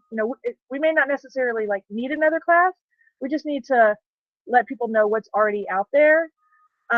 Just like taking that class, learning to budget properly, things that I should have learned in college, but that they didn't teach you in college, can maybe make somebody's life completely different, and help them to budget a little bit better, not go out spending all their money on beer at the brewery, and then buy a house.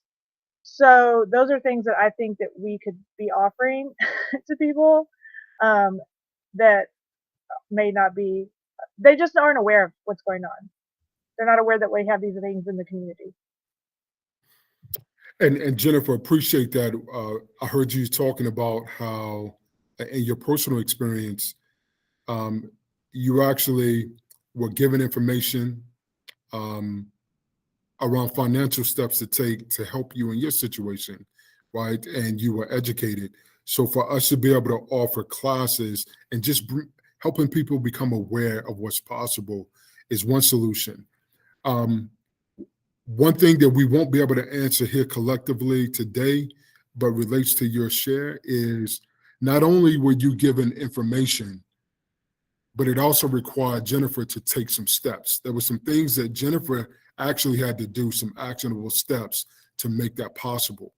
And in many situations, there are many barriers built around being able to actually take the step, may be able to offer the class, but there's so many barriers around the steps. It could be childcare, it could be transportation, it could be technology barriers, not having access to laptop computer. So in addition to educating and offering, is also taking a look at what are some barriers that may prevent people from being able to engage and participate. But thank you very much for that. And Joe.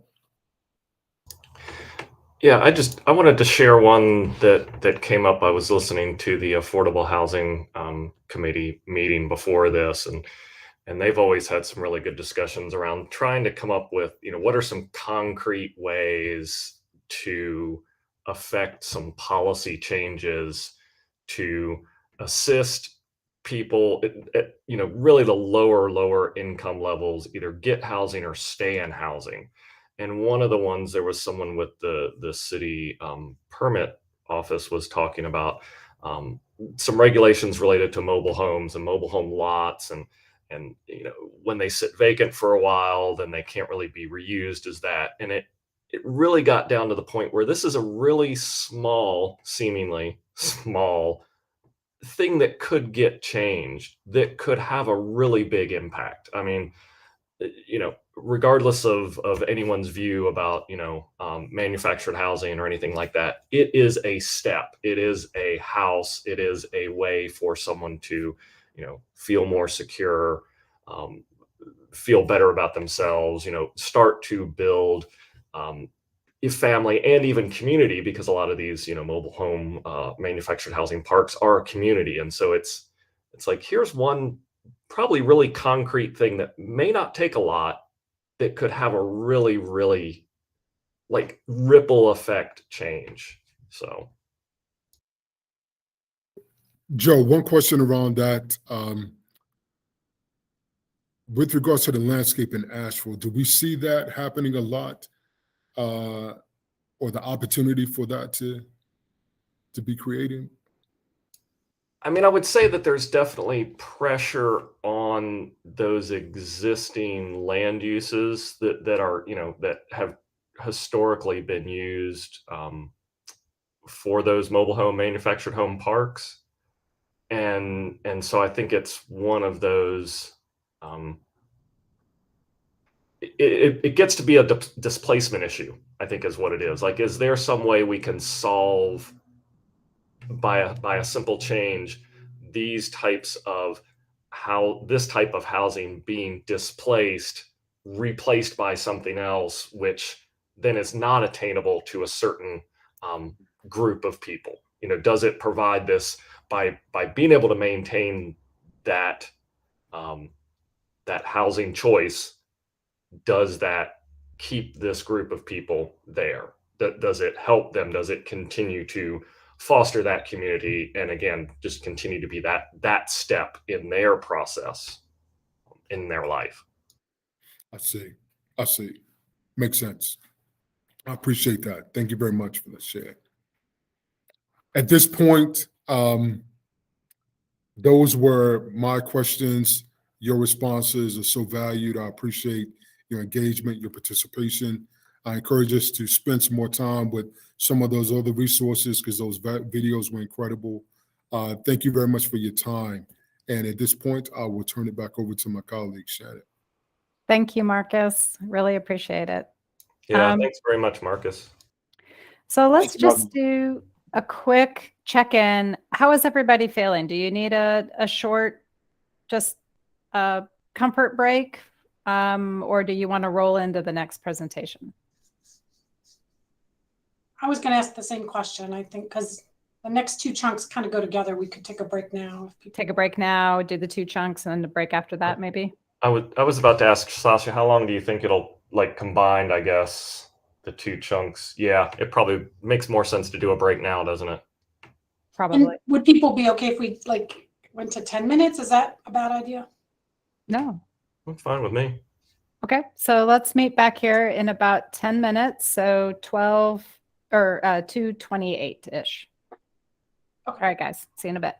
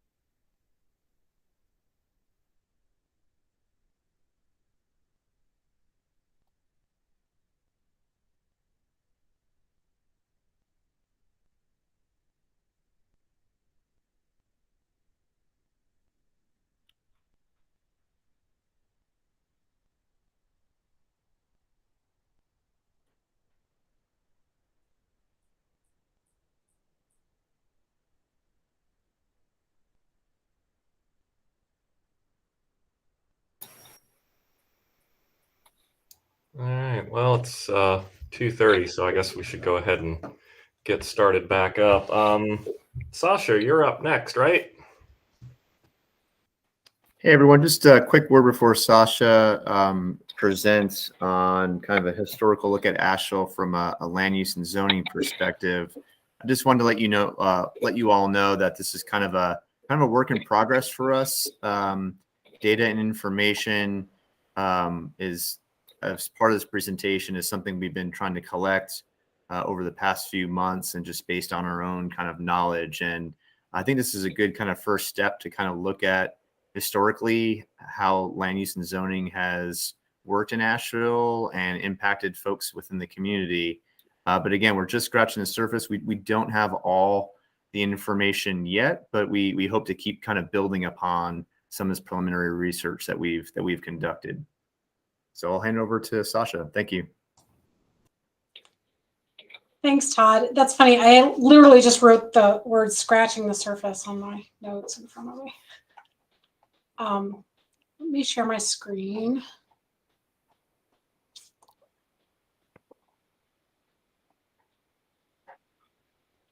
So I think what will happen is once I put this in a view mode, oh gosh, lost my controls here. Hold on, sorry. Why did you do that?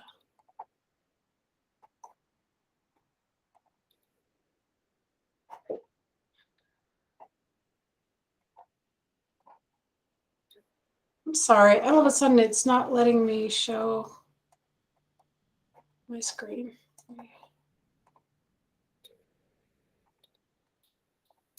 That's okay. It's technology. It does that. I'll take a quick minute. Thanks again, Marcus, for all your work facilitating us through those questions. I think that's really helpful. You know, I meant to make a comment about one of the things that Vidila mentioned about being daring and kind of having some of these conversations. And so I again want to appreciate everybody who's here and being daring to kind of dive into this a little bit more, especially in a virtual world, which is extra hard. Thanks, Joe. So as Todd said, this is really a work in progress. It's actually been a little bit more than months. I've been doing some of this research for the last 2 or 3 years, and slowly kind of accumulating data. So let's dive in. So first, I want to acknowledge, that the land we're on here is the ancestral land of the Katua, also known as the Cherokee. This land was acquired through violence, oppression, and broken treaties. And I don't know if any of you all know this, but the Register of Deeds has put together an amazing story map that really explains how Buncombe County was formed through the series of broken treaties, which is it's a really great resource for us. Real quick, Sasha, do you have the link for that, or can you share that? I had heard about that, but if you just go to the Register of Deeds website, it's one of the top 4 boxes on their I'll get it and put it in the chat. You go ahead, Sasha. Sure. So just to put us in context, as a reminder, when we're going to talk about Asheville's history, but Asheville didn't always look the way Asheville does on a map, right? So this is an annexation map that shows how over time Asheville expanded. So it's something that I even forget as a planner, so for instance, 1833, we were this small red circle, and then, 18 something, I can't even see it, but, 1887, and then, West Asheville came in 1917, but a lot of chunks of our city didn't come in until the 60s or later. So I'm going to talk about city things, but I can't really speak to what was going on in Buncombe County at the same time. So parts of our city were in the county at that point. So I just wanted to point that out. Sorry. So first, racially restrictive covenants, and Jeffrey put that link in the chat. Thank you. So racially restrictive covenants were a widespread practice throughout the US as a way to enforce segregation. So what I don't have, here's what I don't know, is what was happening before this started going on. Obviously, or I believe that, you know, Asheville was a pretty segregated city, and those things were probably enforced in some shape, form, or manner. We do know that kind of on a national level, wording varied depending on where you are. Like if you were in Oregon, there was very specific wording used about Turkish people or Turkic or Semitic or Asian, those kinds of things. And I'll show you an example in just a minute. In 1948, the Supreme Court ruled that these covenants weren't enforceable, which is a little bit different than saying they're just completely illegal, right? I mean, it's kind of it's one way of saying it, but we do know that the practice did still continue in some places. It wasn't really until 1968 that the Fair Housing Act made these just explicitly illegal. And in Asheville, from what I've seen, and they may appear earlier, I haven't seen any, but a lot of these restrictive covenants came about in the 1920s. Asheville was experiencing a huge time of growth, and there are on a lot of deeds around. So, like I said, we're not sure what happened before these kind of deed things were in place. We didn't have zoning until 1948. In some places, they had racialized, what's called racial-based zoning. So zoning would literally say, only white people can live in this zone. But that got struck down in 1911, so we never had that. But I strongly suspect there were other things going on that was enforcing segregation. So here's an example from a West Asheville deed. And it says, upon conveyance or transfer of the above lot or lots to any person of color by second parties, their heirs and assigns, this conveyance shall become null and void, and the said lot or lots shall immediately revert to the first parties, their heirs and assigns. So that's just super clear. Obviously, these restrictions are still on those kind of original deeds, and they're not legal and they're not enforced. But there are in Minneapolis, St. Paul, they've done a really big project. They've mapped these deeds all over the city, and they actually have started a process. If you wanted to have this restriction removed off your deed, you can do that. It's a little more complicated legally, and perhaps symbolic, but maybe it's, you know, an important thing for some people to do. Then we come, and I'm not doing a year by year or decade by decade history of these things. And so then we come to redlining, which we've discussed. And I think most people know what redlining is, but just in case, and I'm going to give you all this presentation so you can use it and go back to it if you want. But it was a federal government practice in the 1930s. It was a tool to reinforce segregation. So basically, it was like insurance companies were rating how risky is a loan to a particular neighborhood, like to lend for a house or a business. And so they, you know, categorize different neighborhoods, you know, in part or maybe mostly probably due to income, race, ethnic makeup. And often, you know, they typically had concentrations of Black residents or people of color. So this is the redlining map for Asheville. It's from 1934. Interestingly, there's not very much green. It's kind of limited, green being the quote unquote best area, blue and yellow. The majority of the city is yellow, and then redlining. So, and in some places, and I'm jumping ahead a little bit here, but some places have linked kind of data, current data, to these maps and just looking at the patterns and how this really affected people for generations. Somebody may have said that earlier, but we know that, like, from public health data, your zip code can really determine, you know, things about public health, likelihood of you having asthma or other diseases. And we can tie this in part to redlining. In case you've never seen this before, this is kind of a rating card and what it would look like. So, and this is one from Asheville. You can see, you know, they're saying 75% African Americans. That's probably the main reason this got redlined. Yeah. So, and I'm going kind of fast. If somebody raise your hand or tell me if I need to slow down or if you have a question, that's fine. Then we kind of come to the period of urban renewal. Urban renewal was a movement that really happened all across the country.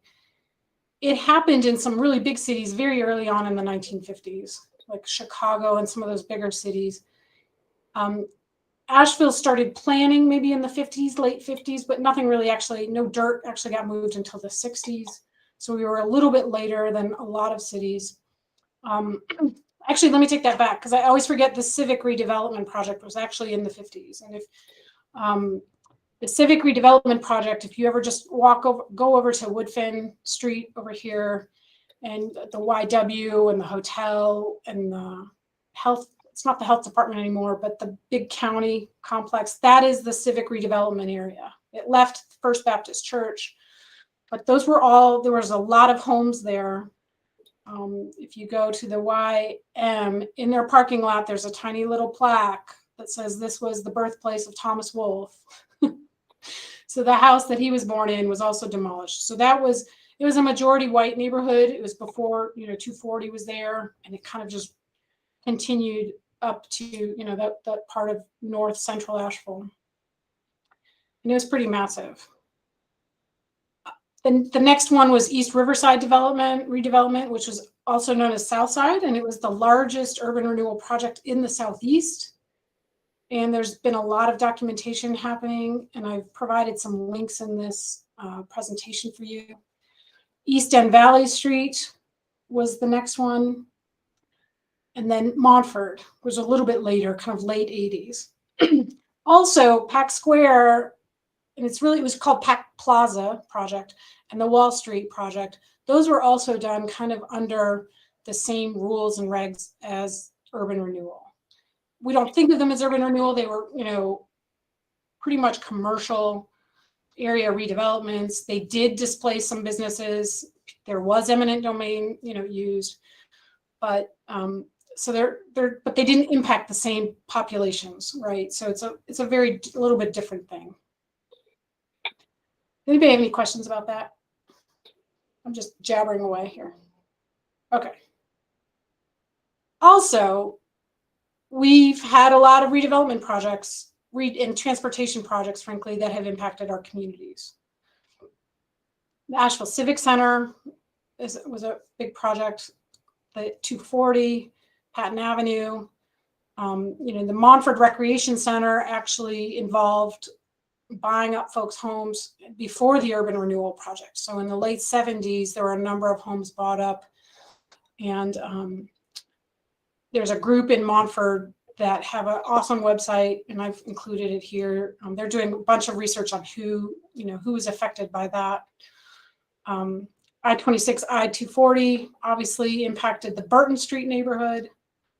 South Charlotte Valley Street, part of that was, that happened at the same time as the East End Valley Street project, but at the same time maybe it's different funding. So, when you start researching this, things are in different layers, but and not all of South Charlotte Street was in the redevelopment area, but DOT did that project and it affected a lot of people and renamed the street, which people weren't thrilled with either, obviously.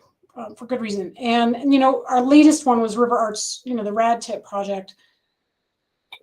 When we do these projects now, we're doing them hopefully in a very different way and trying not to displace people as much as possible and compensate them. We don't tend to do redevelopment in residential areas anymore. Rad Tip was, mostly commercial area. And, some of the buildings we did take down were in the floodway and kind of in harm's way from a climate perspective. And so I just have a note here at the bottom that this is not necessarily an exhaustive list. And these projects impacted people differently depending on who was being impacted. And if they were kind of, if you're facing systemic racism and, and it's hard to get a loan, then it's different than if it's a different neighborhood where people don't have those same barriers. This is just a map of the 3 urban renewal projects that affected African American neighborhoods. This is what people think of mostly in Asheville when we talk about urban renewal. By the time the city got to the Montford project, the emphasis turned from tearing things down to rehab. So there were a lot of home rehabs that happened in that project. And it's not to say that there weren't some bad impacts there, but the city didn't do the same dramatic changes that happened in the Southside project, East Riverside.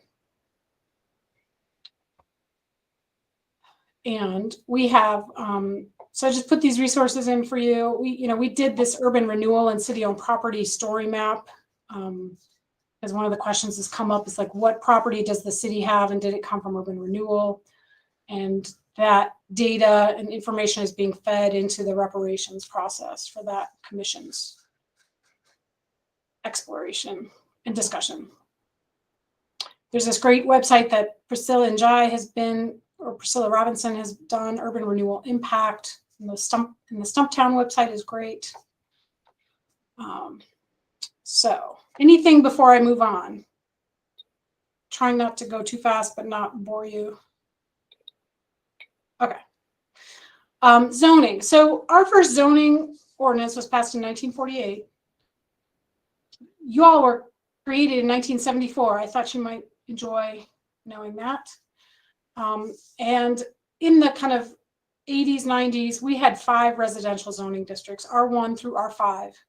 So R1 being single family, and R5 actually allowed mobile homes. And it seems to me from examining it that R1 was really the RS of our time, and the rest of them seem to have allowed, some duplexes or, some multifamily, and it really seemed to be dictated by lot size and density. So they relied on those 2 things versus an RSRM kind of thing, besides the R1 district. Accessory dwelling units were allowed, but were much more limited.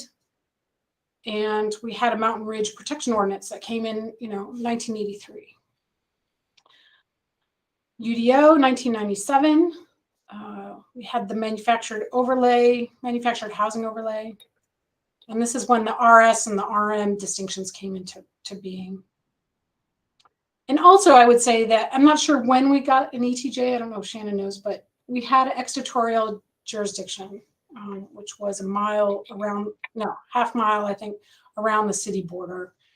And so we had a much greater area of zoning. And when we've looked at the maps, we lost a lot of that R5 area where there's a lot of mobile homes, like in Emma or maybe even around Chun's Cove. Those were areas that were zoned R5, or just, we lost a lot of zoning area in those places. Since then, and we actually have a list of about 4 times this long of things we've revised in the UDO to help expand housing options. So this is just a few of them and not all of them. And I can send you that list. Badilla, do you? Yeah, I just want to chime in with a little anecdote. I think in the earliest zoning that we have, we didn't call them accessory dwelling units. What I recall from the earliest notes is that they were called servants' quarters. Yeah, that makes sense. I think by the time we were getting into the 80s and 90s, they called them accessory. So,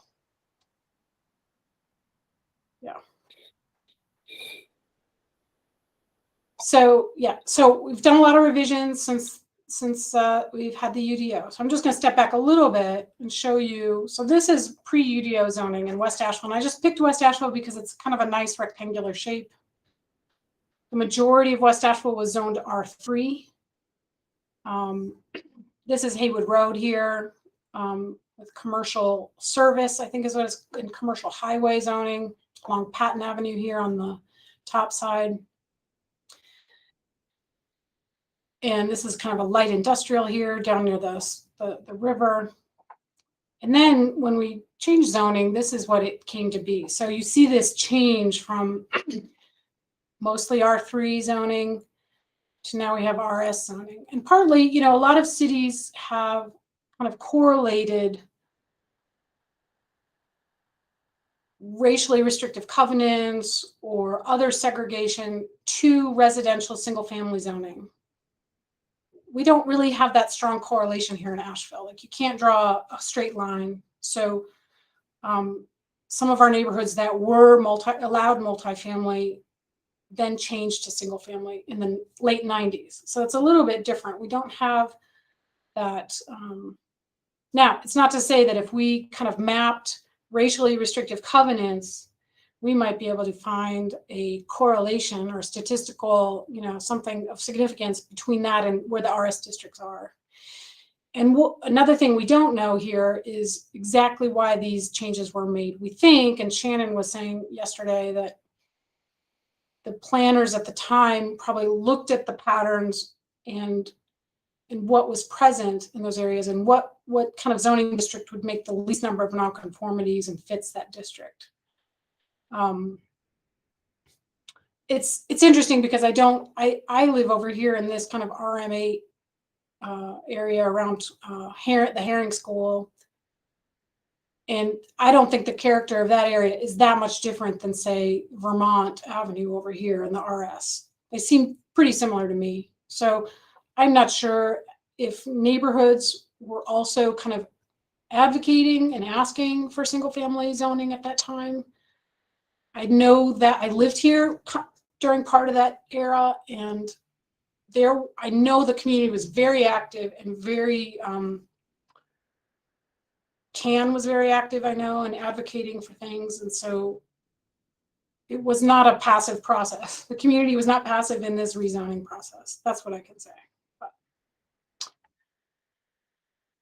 So I think we lost a fair bit of R3. Now, I haven't done the analysis to say that R3 definitely was this great, perfect zoning district for RM. That's not what I'm saying. So that would require some further analysis. Other cities and zoning, there's a lot of cities kind of really exploring and trying to understand their history. Portland might be ahead of most of us, and Portland and Seattle probably have done a lot of the most work. They've done a ton of history research on their past zoning, all the things, and they're correlating it to current land use decisions. These are some other mapping of racial covenants in Minneapolis and DC, and equity and anti-displacement work is starting to happen in other cities. So there's tons of material out there for consideration, but obviously we need to fit it to our own context. And as Joe mentioned before, one of the conversations we're starting to have around manufactured housing and zoning, and how does that fit in, and should we be changing our zoning to allow more of that? City-owned land and affordable housing, this RSRM thing is kind of an interesting question, but it could be, there are some African-American neighborhoods who have said to staff, we do not want you to change our RS zoning. So it's not a simple answer. I just want to be super clear about that. Incentives, neighborhood stabilization, and including equity and project evaluations, which I think Shannon will talk a little bit about next. And then, of course, reparations, and how does all of this fit into reparations? What changes should we be making? Just lastly, just a few thoughts. I think it's important to understand how our history correlates to our current position and how did we get here, right? And that there's no silver bullets, and that when we start considering changes, fully understanding the impacts it's going to have, and sometimes there's unintended consequences, and listening to the community are imperative. We know a lot of cities are just upzoning things, and in our current market, that may just open up our neighborhoods, and they may become more susceptible to outside investors. So we just have to be super careful and intentional about what we're doing with our eyes wide open. So that's my stump speech, I guess. And that's all I have. If anybody has any questions or wants to make any comments, that'd be fine.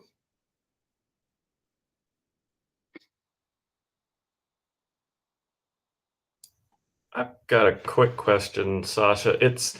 I've looked at some of the other cities and some of the other readings certainly suggest that there are cities that went from historically to say present day more restrictive in a lot of areas.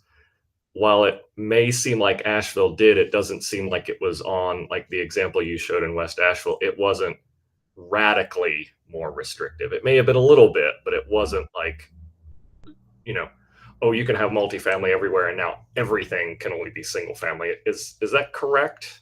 I think so. I mean, the R3, I have them in front of me. The minimum lot size for an R3 lot was 8,000. I guess that's not for one, but it was, the density was 16 units per acre. So I haven't done all the math. And, lots were platted out, and, if you don't own a wide enough lot, I guess the minimum lot width was 70 feet, right? So that's a little bit wider than our typical lot, which is more like 50 feet. So I'm not sure. Vidilla would be awesome at, I'm sure, crunching some of this, but I think that's true what you're saying. It wasn't necessarily a huge radical shift, and I guess we have so much pressure now and growth that it, every little bit feels like it counts, right? So. Yeah, true. I'd be super curious, and I'm sure maybe Vidilla, it sounds like he already has been curious about the whole ADU thing, because that seems, if I'm reading what you just said correctly, and again, I'm kind of taking it a very, very high level look, but it seems like the ADUs got more restrictive, and now we've tried to reverse that trend, in the last 4 years, 3-4 years. Right. I think, not to speak for Vidilla, but there were some rules around, like if you had a non-conforming lot, you couldn't have an ADU. There were some other restrictions that were, I think it was 2015 that we made those changes. So there are a lot of restrictive covenants too that didn't allow ADUs. So there may be instances, Shannon, where you live in a community that you couldn't build it because of a private rule, not a public rule. Right. Yeah, just kind of along the lines of those sort of invisible influences that, we're not always very aware of. And let me just add in that, ADUs aren't a silver bullet.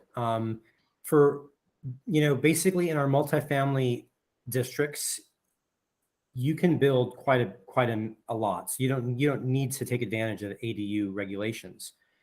In single family, the ADU regulations can help to build if somebody wants to build that unit, but you really need equity or free capital to do that. So we've heard from a lot of people that it's helpful to have opened the regulations, but it still doesn't help. It's still challenging because it comes down to wealth and having the resources to tap into and build a new home. And even a smallish ADU is still quite expensive. Thank you for saying that. That's a very good point. Yeah. Yeah. Oh yeah. That definitely. I looked at it from the standpoint of it still feels like a lot of neighborhoods are like, well, no, we don't need these. They shouldn't be here. They haven't been here. And essentially what we're saying is the history is that they've always been allowed.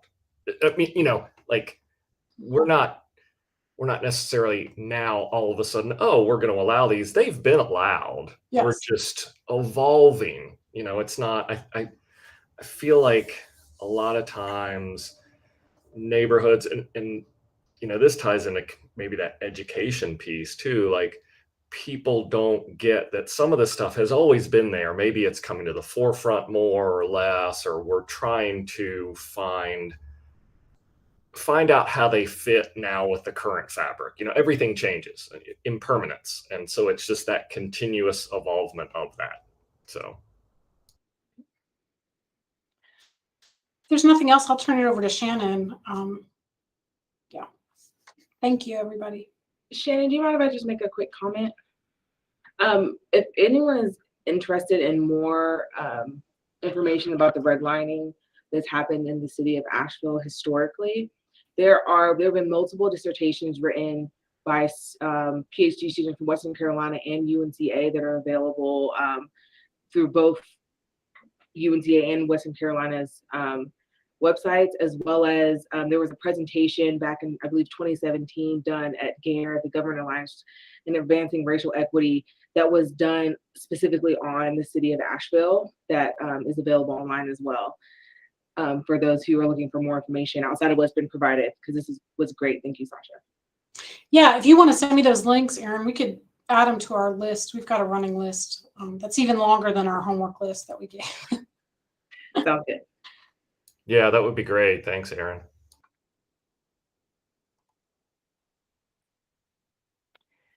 Okay, so I have to say, in trying to prepare this presentation for you all today, like I admittedly, I struggled a little bit. This is, as Sasha's indicated, this is something of an evolving conversation in our department. And what Sasha kind of had the slide that sort of identified a bunch of the different topics of things or ideas that we're exploring. What I'm kind of focusing on has more to do with what do we need to think about? What kind of questions should we ask ourselves when we make these land use decisions? So that's what I'm going to try to walk through. This isn't a topic that lends itself well to like exciting visuals, so I apologize for that. I will try to go through it relatively quickly and then just sort of leave time for questions and answers. But like Sasha, if at any point you have a question, just call out and ask me to stop or go back, and I'll be happy to do that. So to get started, when we think about equity, well, first of all, the Planning and Zoning Commission, what are the most common applications that you all see, right? We see conditional zonings, rezonings, text amendments. Sometimes you might see a master plan adoption. And so what our goal is to try to like identify what is the information or the analysis that is really important from an equity standpoint that will help inform that land use decision. Do you approve the rezoning? Do you not approve it? Do you approve it with special conditions? That's what we're trying to kind of better understand and do better on. Currently, when we think about equity analysis in our reports, we primarily get it through three avenues. One is public engagement. There's a public engagement piece required with most of our applications. How the project supports city council strategic goals.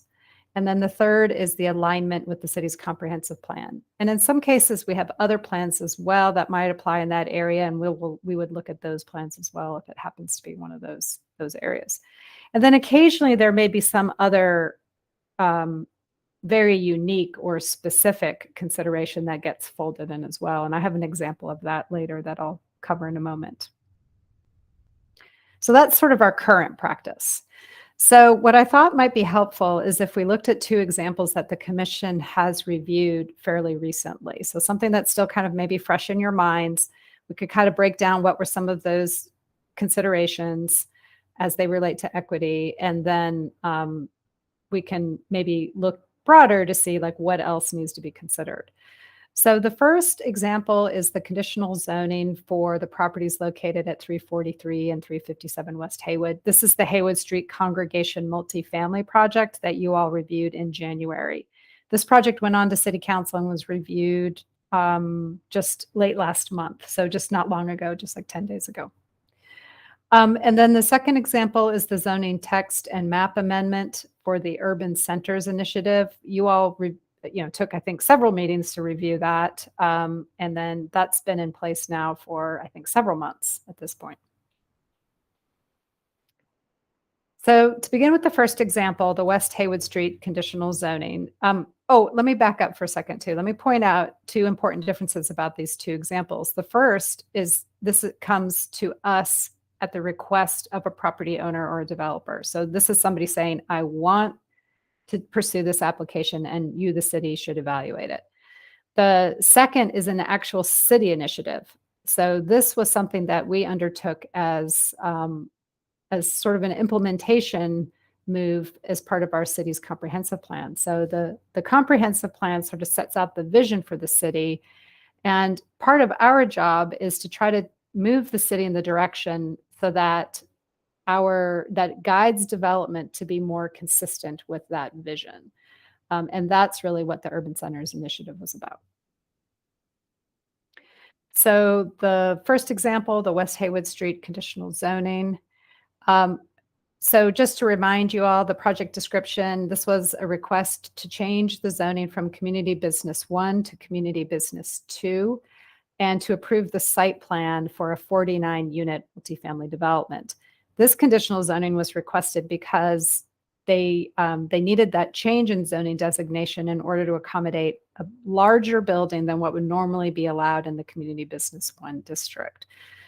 This did not trigger that large project level 3 review. This was triggered because they needed different development standards in order to achieve their project.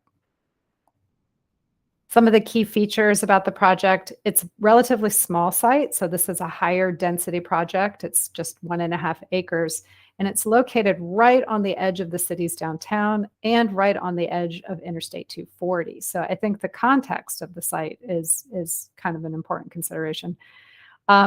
We also look at the physical proposal, a single 49,000 square foot 4-story building. There's a combination of surface and structured parking.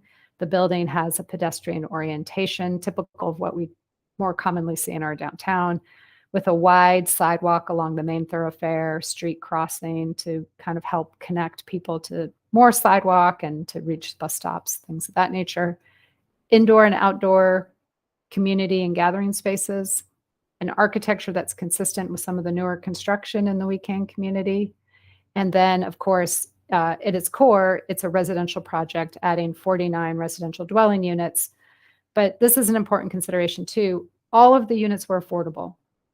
And not just affordable like we often see with some of our private development applications. 100% of the units were affordable and deeply affordable, and affordable in perpetuity. We don't see that. I think one of our council members called this a unicorn. It kind of is. We hardly ever see that except with our affordable housing nonprofits. And this was, I mean, this is a new nonprofit that brought this forward, but it's kind of new players, and they were sort of breaking into this just because they felt like it was a need in Asheville. So when we think about equity, I mentioned there were those 3 avenues: the public engagement piece, the support or evaluating how it supports city adopted goals, and then how it is in alignment with the city's comprehensive plan. So public engagement, conditional zonings have 2 components, usually. A neighborhood meeting. This is required by the developer. So our UDO requires that a developer must hold a neighborhood meeting before they apply. So this is when they're still kind of in the planning stage, kind of figuring out how many units, how big of a building, what is it going to look like. They have to hold a meeting with the community. And the purpose of that is for the community members to learn more about the project, but also to provide input and feedback to that developer. You know, it's their opportunity to say, it's too tall, it's too big, we want you to add wider sidewalks, or I need a fence, or, you know, whatever it is that will help improve the compatibility of that project with their properties. This is their opportunity to kind of have their voices be heard. And the goal is then that the developer, since they're not too far down in the design development stage, that they could incorporate some of those recommendations and just be the good neighbor and have the opportunity to make changes that will help those folks in the community already feel more comfortable. The second engagement piece is our public meetings and hearings. And you all are a big part of this. It's our technical review committee, planning and zoning commission, city council meetings. We, by state law, are required to notify property owners within 200 feet, put advertisements in the newspaper, put signs on the property. We make all of our information and our reports publicly available. Our meetings are public so people can attend. And similar to the neighborhood meetings, it's an opportunity for people to come and learn more and potentially express concerns or sometimes support for projects. Moving on, the other second consideration is how does this project support council strategic goals? I don't think I shared this in your homework. I probably should have. Is just a website link. If you go to the AshevilleNC.gov and you go to government, under the government tab for city council, there is a list of the council's strategic priorities. And I think they're labeled priorities for 2036, something like that. And that sort of lays out their priorities. And then there's like a description of that particular goal. So as it relates to this project, the Haywood Street project, we highlighted a well-planned and livable community. That is the heading for that particular goal. And this is the text from that council webpage that lists all of those different goals. And I've kind of highlighted, and I see now it's probably not dark enough for you to see, but I tried to highlight the little parts that are very apparent in this project. So we have pedestrian-oriented development. We have wider sidewalks that connects people, residents to bus stops. So we have a better integrated transportation system. It is a deeply affordable project, so it's socioeconomically diverse. It's a residential project providing affordable housing, and it's in close proximity to parks. So it's just right across the street from the Aston Park and the tennis center. So we flag this particular goal and kind of explain like why or how this project supports this goal. The third thing, or the third avenue, is the alignment with the Living Asheville Comprehensive Plan. Similar to the council's comprehensive goals or strategic goals, is we have themes. And if you've reviewed the city's comprehensive plan, you'll see, I think it's in book 2, if you look at the table of contents, you'll see the different themes. And within each theme is a number of goals and strategies and outcomes that are expected or desired under that theme. So given that these applications deal with the built environment, we commonly refer to the livable built environment theme.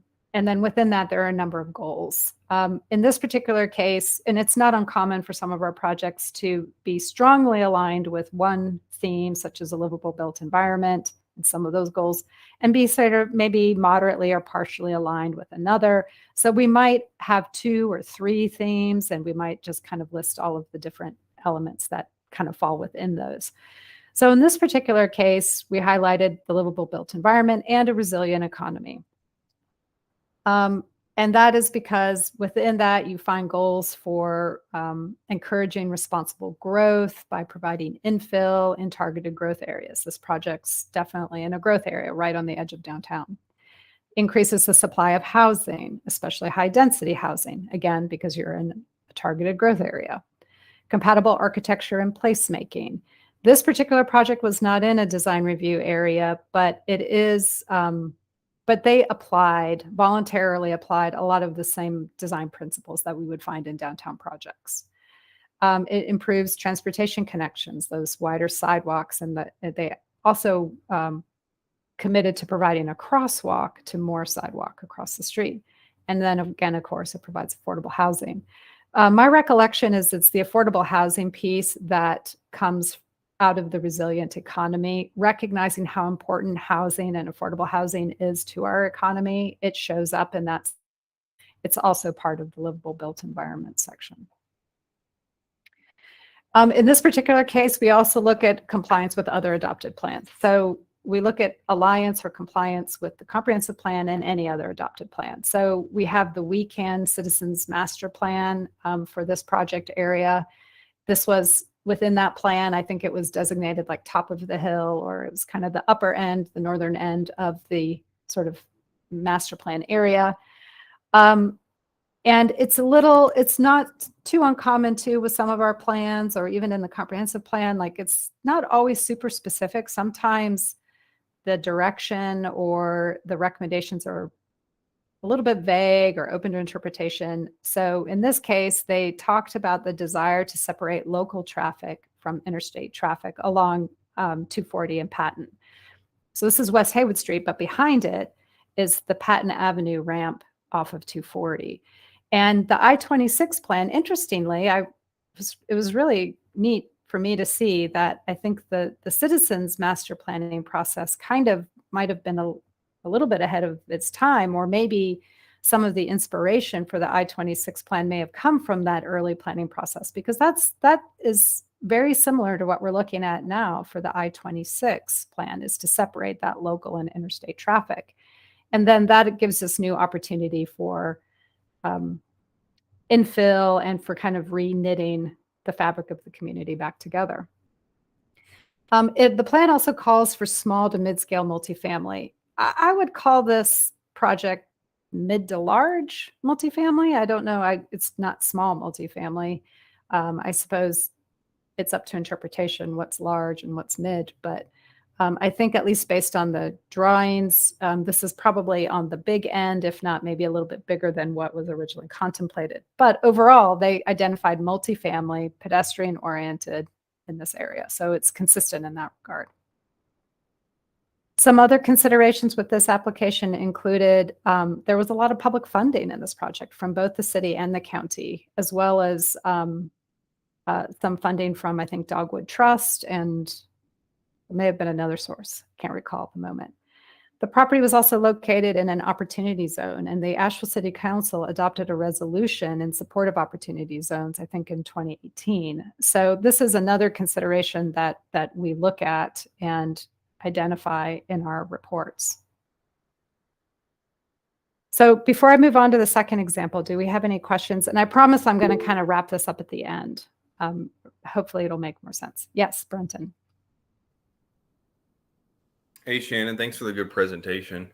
I guess this comment's kind of directed at the diversity, equity, and inclusion group, Marcus, and the others we talked to earlier. And this project you're referencing really grinded my gears because it was open lots, undeveloped lots near the highway in a neighborhood that was, I mean, there was a lot of good people in that neighborhood, but there was a lot of opposition to this because of the affordable housing measures, and because to be blatant, you know, it was going to be a black apartment or an African-American apartment, and people were very against it. And I got really upset thinking, you know, why don't you want that there? You know, they're open lots with needles in them, a drug haven. And you think that moving in this kind of group is going to make it worse.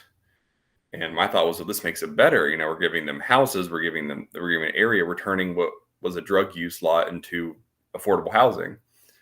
And so I guess my comment I'm going with here is that, you know, if you're looking for ways to help educate people or help change that understanding, you know, this is a prime example of it. I thought, I was like, man, there's a lot of misconceptions here.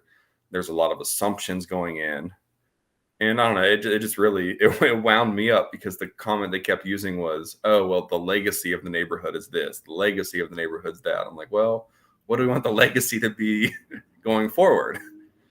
You know, how do we want to change that? And I'm sorry, I didn't mean to get on my stump, my soapbox, but no, I really appreciate that. And, you know, it's interesting to hear that phrase, the legacy of the neighborhood, because, you know, based on Sasha's presentation, we know that the legacy of this neighborhood or that area really is probably not what a lot of people think.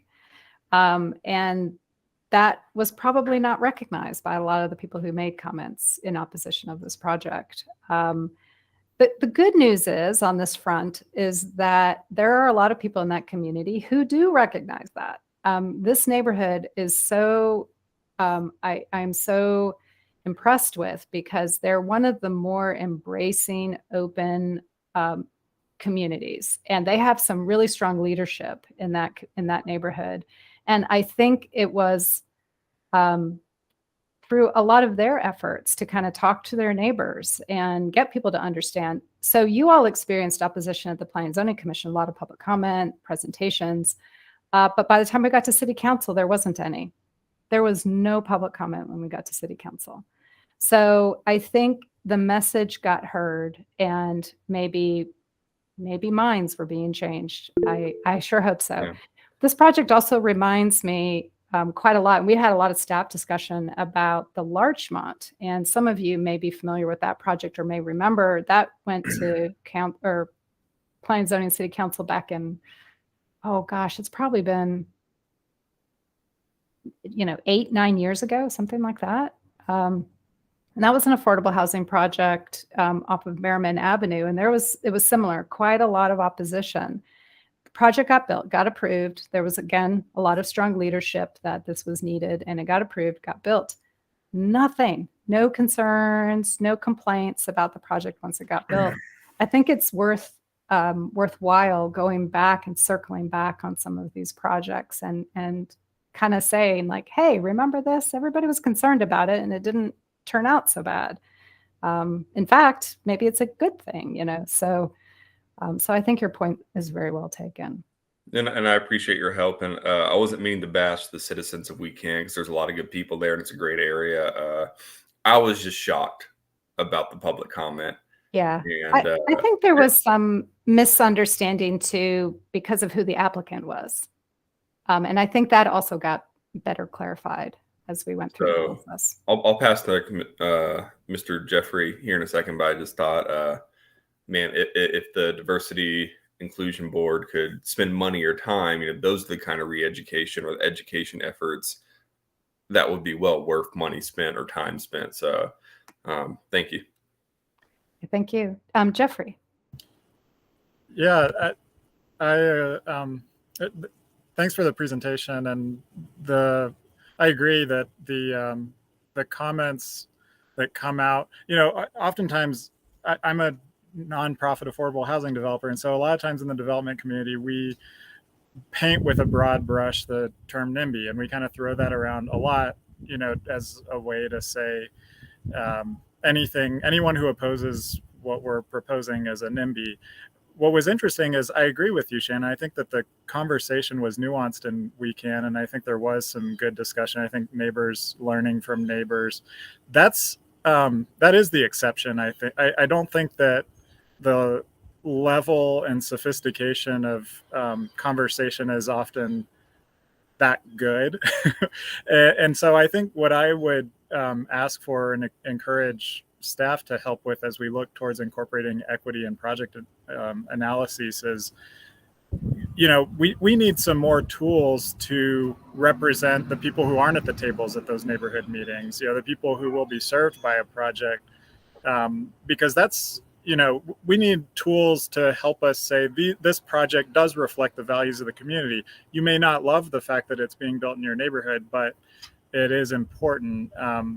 That's what I see equity as being helpful and important in our decision making, is to help reflect the broader constituency, because the NIMBY battles are becoming more frequent, more intense, and almost just automatic at this point with every development proposed in Buncombe County.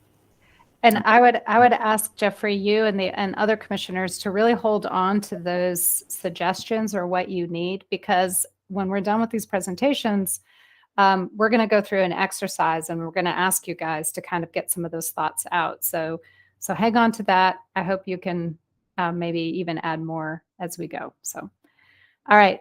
If there aren't any other questions, I'll move on. Okay, seeing none. So the next example is that Urban Centers initiative that I mentioned in the beginning. This is that city initiated project. So we both because it's city initiated, but also because this is a very broad project or effort that has profound impacts not just on our built environment, but on the communities that surround them, and on other stakeholders or other residents in the community who might visit these areas. These are sort of large commercial nodes.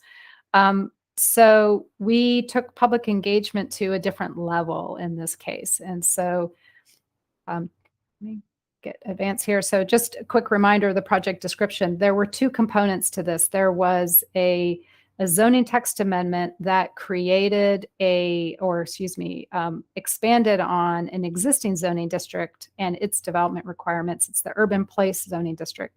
And we basically supplanted the former urban place standards with a new form code. There were some elements of the urban place earlier original zoning standards that kind of show up and are reflected in the form code, but we really kind of recodified it into a form-based district. And then there was the zoning change, so the map amendment. So we had a zoning text amendment that created the new urban place development requirements, and then we had a map amendment that applied that new zoning in these key commercial areas that were identified on the city's future land use map, which is a map that is adopted as part of the city's comprehensive plan. And in that map, we identify where we think these urban centers should be located. So that was the effort. It was to help move Asheville in the direction of that vision of a more walkable, mixed-use, connected community. Some of the key features of that initiative, there was the new form-based design standards that included requirements, particularly for larger projects. Some of the form-based requirements would apply to smaller projects as well, but for the larger projects, we were really looking at requiring housing, some connectivity, or the extension of public infrastructure, the streets. Basically, if you were a big site, a big project, we made you build streets to have smaller blocks so that the whole area would be better connected. And we had that more pedestrian-oriented design that made those streets and sidewalks more walkable and comfortable and interesting. We also required master planning. So even if you were only developing a quarter of your site, we made you kind of master plan out. It's related to that road infrastructure. We made you think like, well, how will you grow in the future? Where should this road connect? Or how will this road connect? And what will this look like? There are also some neighborhood compatibility standards to kind of help ensure that you didn't have a lot of conflict between the new construction and maybe some existing construction or existing housing. And then there were some incentives for height increases in exchange for affordable housing, other incentives to incorporate small commercial spaces to support local businesses. So trying to basically create a higher density, more intense, urban, kind of urbanized node that had, that was comfortable to walk in, that you could easily reach and get to the, other parts of the area. The equity considerations, so again, those three pieces or avenues for consideration, the public engagement piece. So in addition to the public meetings and hearings that we hold for text amendments and map amendments, we also had informational meetings, multiple at different locations, open office hours, pop-up presentations and surveys, open house sessions, meetings, many meetings with property and business owners who were directly affected, meetings with the Coalition of Asheville Neighborhoods, and meetings with the Legacy Neighborhoods Coalition as well. So a lot of discussions with key stakeholders and the initiative changed as we had that public engagement. We changed the development standards to address specific concerns. We pulled back on certain things, added others. We changed where we would apply the urban place zoning based on some neighborhood concerns. We removed one of the centers that was originally being looked at and had originally been identified in the comprehensive plan. Joe, you had a question before I move on, or a comment? I just wanted to make sure that everyone else knew what the Legacy Neighborhoods Coalition was. If you just wanted, if everybody does, then that's great. But I just wanted to make sure everybody knew. I know a little bit, and that was it. Sasha, you want to answer that? You're probably more familiar than I am. Sure. So the Legacy Neighborhoods Coalition is a group of neighborhoods that meet. It's Burton Street, East End Valley Street, Shiloh, Emma, and oh gosh, I think that's it. And eventually Southside will probably join that coalition when they get more organized. But in the Community Land Trust also takes part in those conversations. But they've been staffed. They kind of grew out of the Isaac Coleman funding initiative, and the county has been staffing them. And I think they're moving to having a more independent facilitator right now.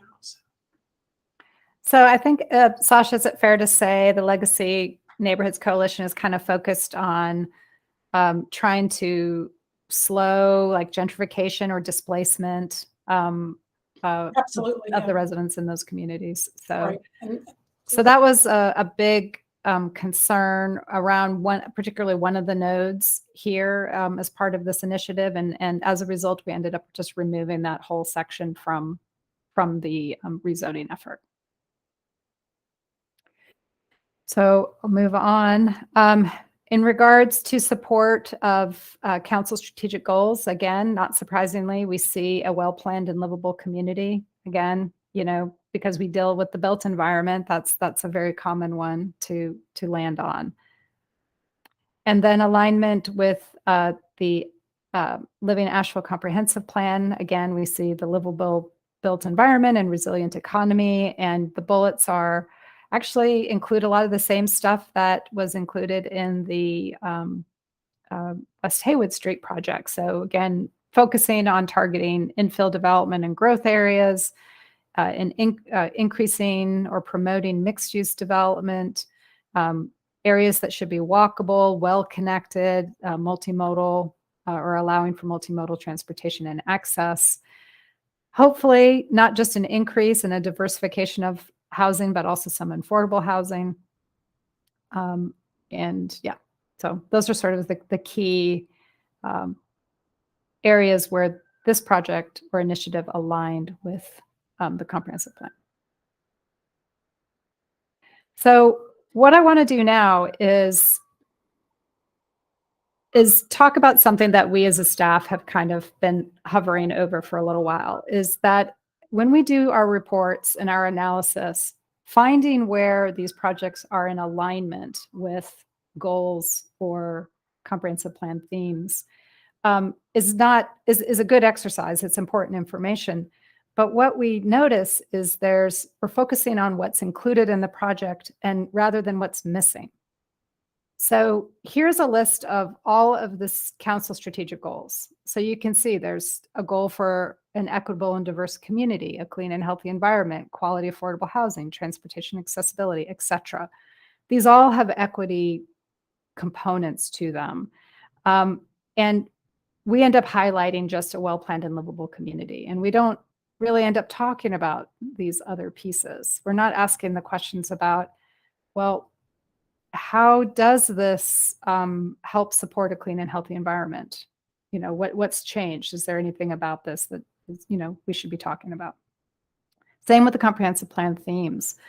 You can see there are some other themes that were not highlighted or addressed in these two applications. And that's just been our practice. We haven't focused on what's missing as much as we've been focusing on what's included. So with the Urban Centers Initiative, we kind of recognize that, particularly as we had more and more stakeholder conversations. And the staff made the decision, and Vidila and Todd, and I think Stacy and maybe Sasha too, all kind of worked on this effort. And they looked at the GARE Racial Equity Toolkit. Now, that is one of the documents that was included in your homework, so I hope you had the opportunity to take a look at it. And what that toolkit does is it walks you through a series of, they break it down into steps, step 1, step 2, and I think there are 6 steps. And within each step are a number of questions. And it makes you just sort of go through the process of answering those questions. And to answer those questions, it might require some analysis or some research or some careful thought and consideration. So it doesn't really say you have to do something that you're not doing. What it's trying to do is just make you ask the right questions and make sure that you're paying attention to the important things that we should be looking at. So I'm going to switch my screen really quick, and I'm going to pull over. This is the equity toolkit. Can you all see that? Yeah. So if you had the opportunity to look at it, it kind of begins by talking about what is the racial equity tool, why governments should use it. And then as you go down, you'll see here is on page 7, you begin those steps. So it starts to ask those questions. What is your proposal and the desired results and outcomes? And then there's more questions. Describe the policy, program, practice, or budget decisions under consideration. What are the intended results? So it's just making you think about that. So when it came to the Urban Centers Initiative, Asheville did that. And the urban planning and urban design staff went through that process of looking at those steps and looking at those questions and trying to answer those questions. So here you can see this is us kind of walking through it. There's some graphics with some analysis in order to be able to answer those questions or explain, what is important, why we think this is important. And I think this process definitely helped inform not just the people that we were trying to convince to support this, but even ourselves. So we see the value of this exercise. Now, that document that I just stopped sharing with you, that's like 20 some pages long. That is not a small effort. That takes some significant work. That is not practical for us to do with every single land use application. And so what we've been trying to ask ourselves is like, well, we probably need to do more than just look at, yes, Vidila does get all the credit for that toolkit. He worked very hard on that initiative. If you all didn't know, Vidila was our main project manager for that. But back to my point. So, we should be doing more probably than what we have been doing by just identifying where there's alignment, but we can't do that full toolkit with every application. So what can we do? So Sasha kind of helped me connect me to what some other cities are doing. We've been looking at the city of Raleigh. Their staff reports are also very long. I don't know that that's exactly the model we want to follow, but they have some really interesting pieces to their staff report that I think are worth us looking at. They break it down into certain sections. And for instance, they have a section on provide affordable or housing affordability and energy analysis. So how does this project address carbon footprint issues regarding housing and transportation, housing supply and affordability? What are the demographic indicators in this area? How does health and environment factor in? So they do a better job of that. And let me show you, I think I have. And they do, one thing that I thought was really interesting is that they do sort of a combination. Let me see if I can't find it in here. They do sort of a combination of yes, no questions. That should be easy enough for staff to answer, yes, no, and for people to read and understand. Sorry, let me scroll through here a little bit. This is what I mean about their staff reports are quite long. So here's that housing affordability and energy efficiency analysis. So they start off by looking at carbon footprint, this one particularly related to transportation, and they're using different metrics that have been established. The walk score, if most of you probably are familiar with.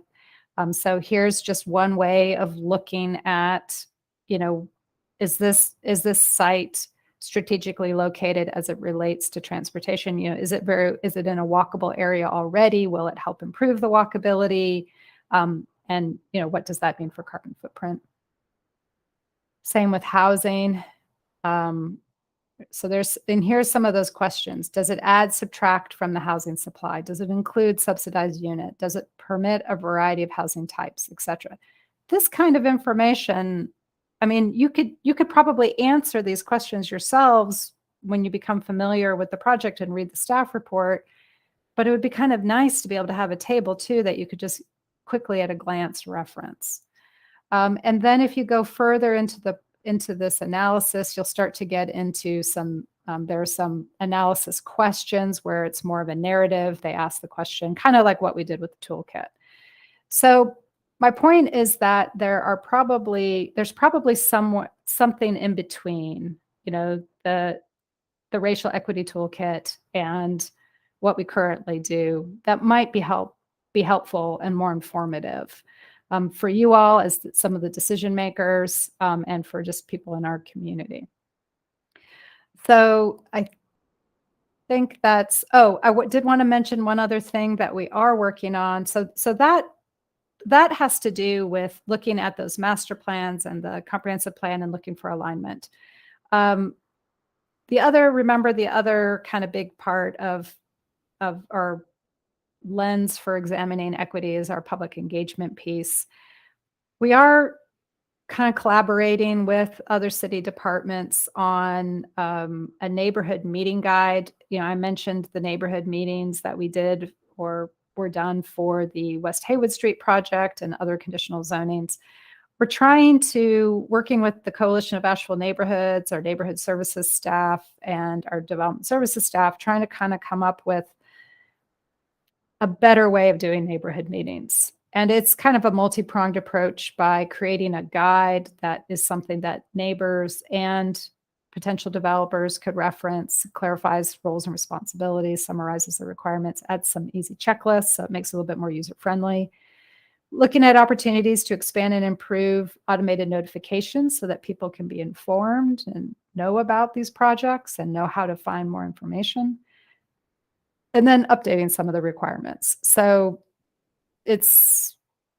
we have some developers who do a really good job with neighborhood meetings and others who just sort of do the bare minimum. So we're trying to make it more clear that no, you do have to supply a summary report, and that summary report needs to include the following pieces of information, not just you met and 3 people showed up, right? That's not a report. So we need more than that.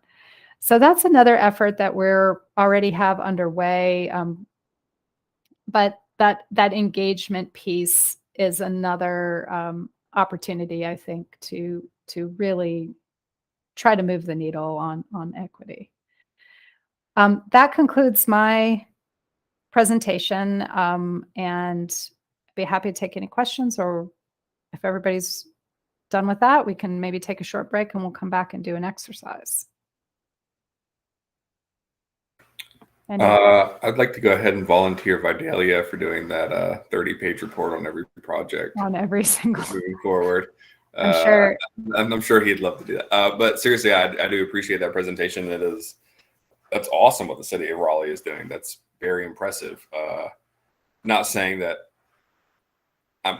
we should expect that for every single project here, but some of those metrics and quick kind of reference tools, that's pretty cool. Thank you for presenting that. Yeah, and it gets at a lot of things. You know, I mentioned that we have all of these other themes and goals and outcomes, you know, related to things like public health. Well, how does that get factored into a land use decision? You know, we're just not really asking ourselves those questions, and maybe we should be. So, Joe. Sorry, I'm looking at that toolkit and writing thoughts down all at the same time.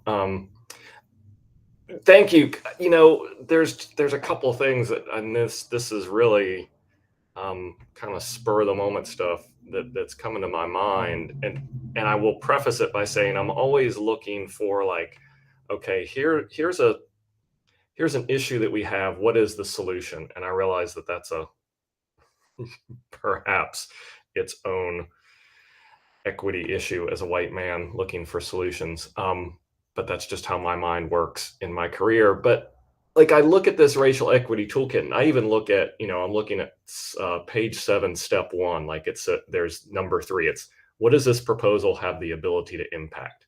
Like, even those, 10 things? Yeah, right there towards, I think it's a little bit further down, Shannon. like even those 10 things, like if those 10 things could get checked off, like, or the walk score, like it seems like there are small things that could get included in the staff report. Or, then my next thing after that, I went to, obviously that neighborhood meeting guide, is there some way that this, and I realized this becomes like a staffing thing with the city. And then I jumped to, Dogwood Health, would they have any interest in partnering to get someone to help write this? But like writing a checklist that then the developer has to present at the neighborhood meeting, where they say, here are the things that we're doing. Here's the walk score that's going to get improved, or here is how we're going to be mitigating climate change. I even think about the meeting, the proposal last night for Julian Scholes, their desire to pursue green globes. And I realize that, it's a whole separate conversation. Can they do it? But should we look to start requiring this for certain levels of project? Like, there seems to be so many layers. I mean, this is just like, there's a lot of meat here, and I would love to find, like, how can we collaborate to make, like, even start implementing little pieces of this and help and get the developers to do some of it too. And it's interesting that you brought that up, because as an example, because development requirements for something like Green Globe's one thing, but like with a conditional zoning, looking for alignment with the comprehensive plan, not having had asked those questions, not asking the developer to respond to how they might meet these 10 items, I didn't even know. That was the first I heard that they were contemplating Green Globe last night during that meeting. They never brought it up, even when I asked, in our earlier meetings about, like, please make sure you identify and highlight these voluntary things that, are good, in particular, affordable housing, green building, innovative stormwater. I typically run through a list of things with prospective developers, saying, we have to demonstrate alignment with the comprehensive plan. So let us know if you're planning any of these things. They didn't mention anything about that. So they brought it up last night for the first time. So, but if we had asked them as part of their application, for example, to say, tell us how your project helps or has an impact on these things, maybe I would have gotten that information, and we would have been able to have a more robust exploration of what that might mean for their project and the community. So I appreciate that you brought that up as an example. And before, Brett, I don't want to jump in too much, but yeah, even if it's just like literally take this question and stick it on the application. Right. Yeah. So again, we're going to do an exercise in a little bit. So hang on to that nugget of information, and like, let's make sure we get that in our list. Jennifer. Thank you. I just wanted to, like, especially hit on the transportation one. That's something that I think is important to, like, definitely hit on and toss in there, because I think of last night when they presented and they said, oh, it's close to transportation. I mean, I personally know that, like, the bus goes there, but I also know that the bus that goes by there doesn't go anywhere, important. And I think of when we looked at the We Can proposal and how much we fought over the parking spaces, because we said, people who are living in affordable housing, are they really going to be able to afford a car? And how often we fought over the number of parking spaces for the affordable housing. So when you presented this just now, and I lived in Raleigh, so I'm familiar with the bus, but it said, like, the number 6 goes to Six Forks Road and it passes by here and it goes there. Like, for those of us who may not be familiar with the presentations that are coming through, it would be helpful to see, like, this bus number stops here and it goes where. And I think a lot of times the developer may not even be familiar with that or know what's going where. So even just little tidbits like that would be so helpful for everybody that's looking at the proposal. Great. Brenton, thank you for that. I think that's a great suggestion. Thank you. And I know I'm going to try to hold on to this. You keep telling me to do that, but going to say it.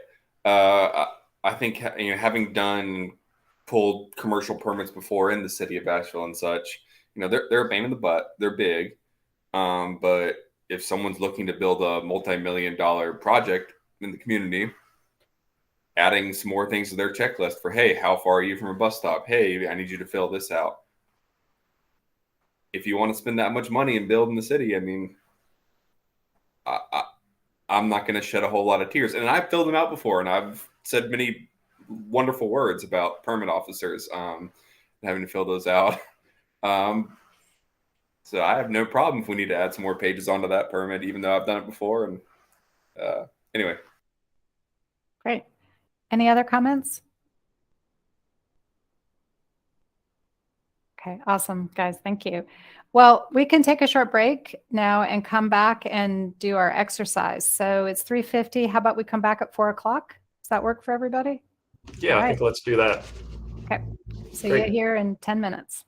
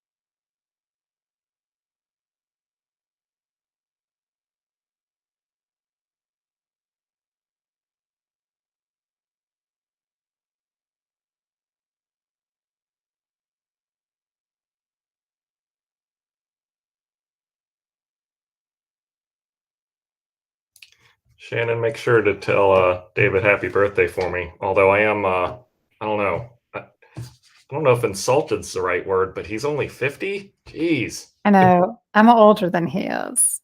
I'm We older than he is. we don't talk about that very much, but I'm older than he is. I'm like, what? yeah. Yeah.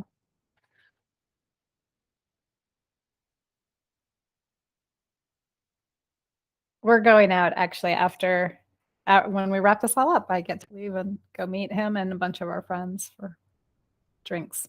So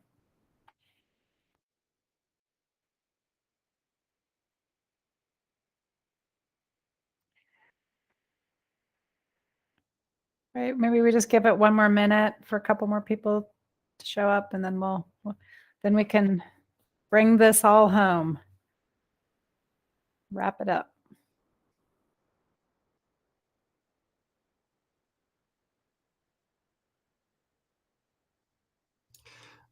I'll take a quick minute. I was just thinking during the break, one of the reasons I think it's really good to have this discussion, and it has to be remote, and I mean it's good that it is broadcast and that people can rewatch it, is that hopefully I've had a lot of discussions with some council members, with some other people in like the Keep It Moving White Caucus and some other groups, and I hope for all those people in the community that either watch this or hear about it or watch it later, like it lets them know that we are thinking about this and that we are here and we're having these conversations, and that if they have concerns, that they feel comfortable coming to us.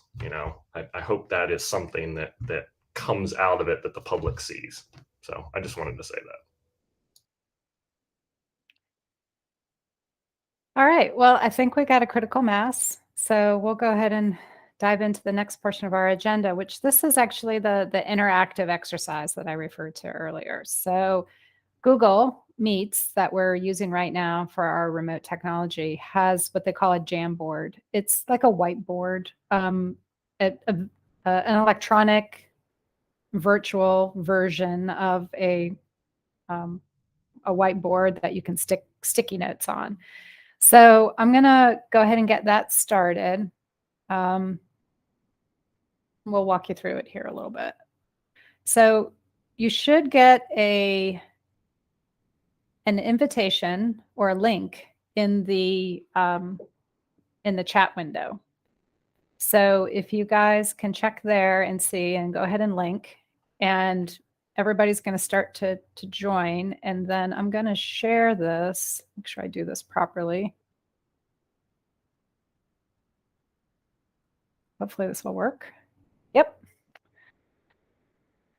So you should have in your, like in a corner, like you should be able to use these tabs on the left-hand side, or these little tools. And so this is the sticky note tool. So you could come over here and say whatever you like, type whatever you like in that sticky note, and it'll show up. And then you can kind of move them around. At the end, we can maybe kind of like what we often do with sticky note exercises, we can start to group them or whatever. I don't know what you all think, but I think this can be anybody who's here right now who wants to participate and put some thoughts together. We've heard you guys have looked at all of those materials that we shared with you. We've had our facilitated conversations with Marcus and Brenda. You've had the history presentation. We've gone through some land use examples, plus all of the other knowledge that you just carry with yourselves every day. So now is the opportunity for us to try to kind of get this down on paper or virtual paper. And let's start to talk about like what would help to move the needle as it relates to equity, as it relates to the planning work that you, the commission, does. So some of those comments that you all made earlier, let's go ahead and write them on those sticky notes. And there's also text box if you prefer. And let's just throw some things out there, and then we'll have an opportunity to talk about it.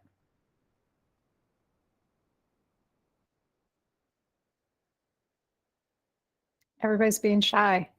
I don't see any sticky notes showing up. Are you all typing? Oh, there we go. I'm on my tab. I'm on my tablet, Shannon. I can't I can't intervene on this one. My apologies. Yeah, it made me download Jamboard on my tablet, and then it like disappeared. Oh. So I don't. Well, I don't, shoot. can't- Well, do I- you want to type it yeah. in the chat and I'll put it on a sticky note for you? Okay.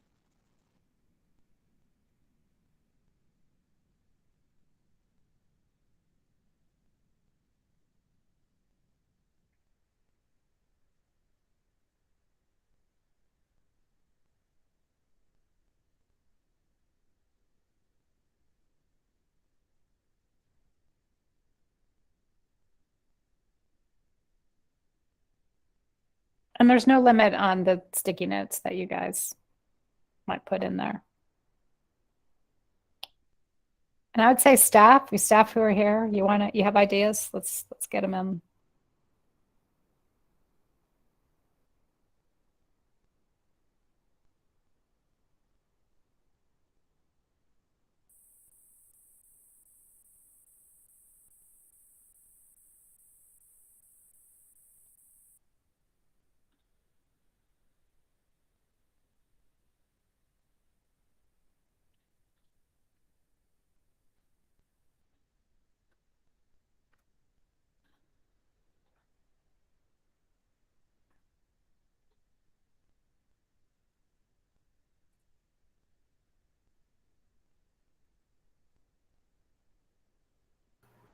I want to go ahead and apologize for my very bad spelling. You're bad. I married an English teacher, but it's still rubbing off.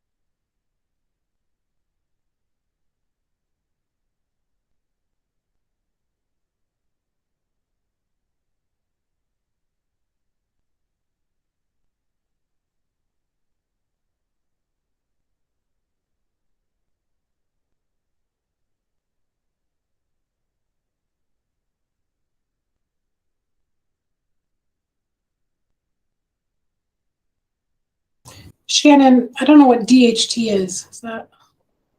I didn't write that. Oh no. Dogwood Health Trust. Oh, okay. I was about to say that was me. Yeah, DHT Dogwood Health Trust. Thanks. And then I just didn't want to type it out. I was trying to avoid the same thing Brenton mentioned of bad spelling. So Dogwood Health Trust and the GARE Racial Equity Toolkit is the RET.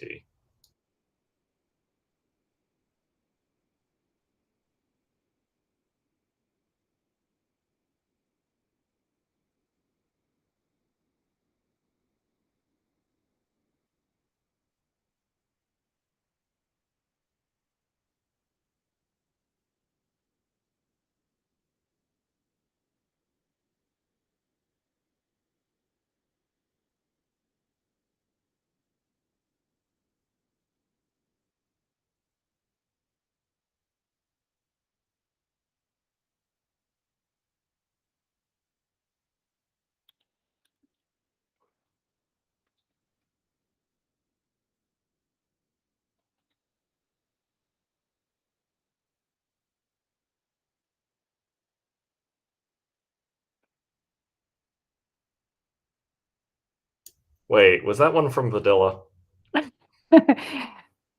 And yeah, Vidalia instead of Vidilla. I probably So- spelled his name wrong. You're not the first one to do that, so he'll appreciate that. Well, I think it's funny. I know that there's been a couple of meetings. I think there is one or two, perhaps, people on applicants' teams that almost always pronounce his name Vidalia. That's, Yeah. I think you start with a V and you end in an A, and there's an L in between and a D. It's just natural. I always tell people when I introduce him or I talk about him and they haven't met him yet, I'll say it's like vanilla, but with a D. That seems to work.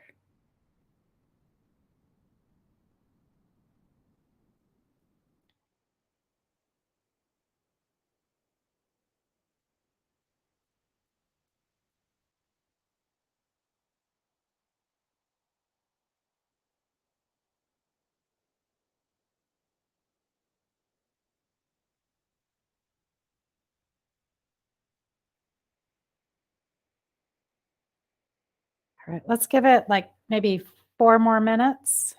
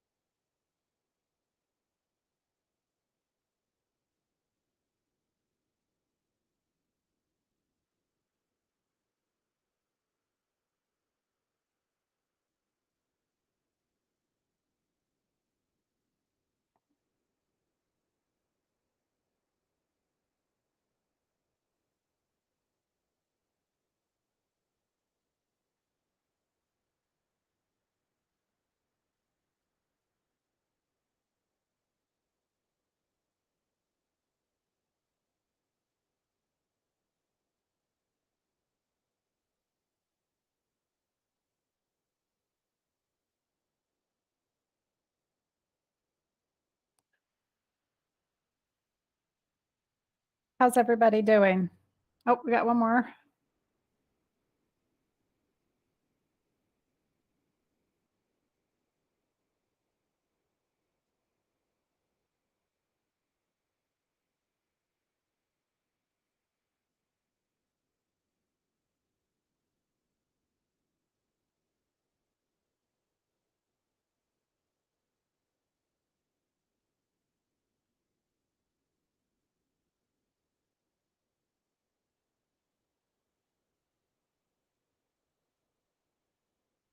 Okay, maybe 1 more minute. Get any last thoughts out?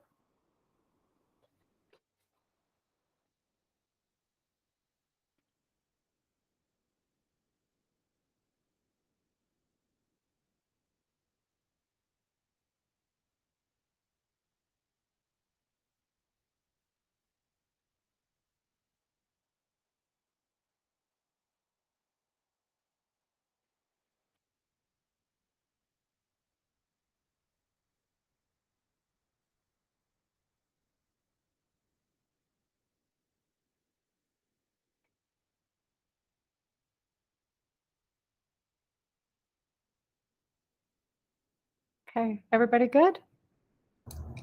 Janice, did you want to have that one typed in, or that comment you just made in the chat? Oh, I didn't see that. Sorry. I can do that.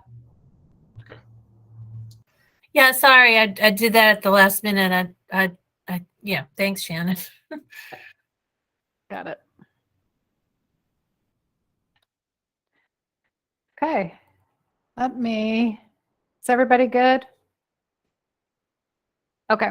I'm going to download this as a PDF so I can save everything.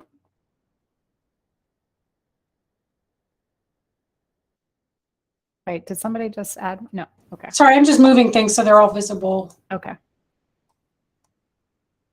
Let me save this PDF first.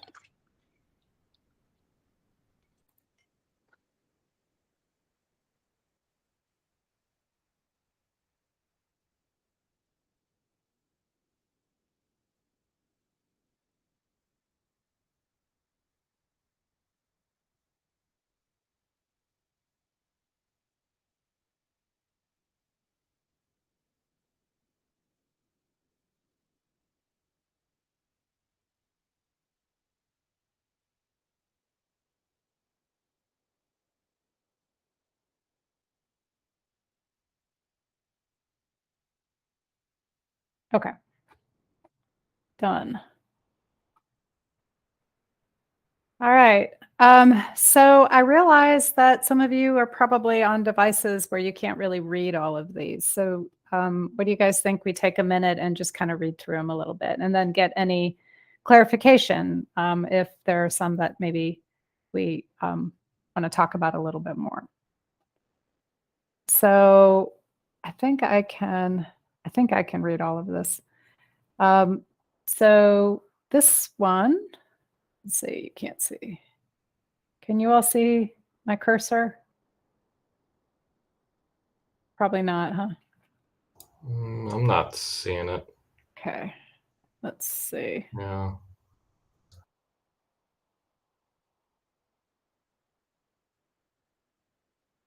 Ugh, that's not it either.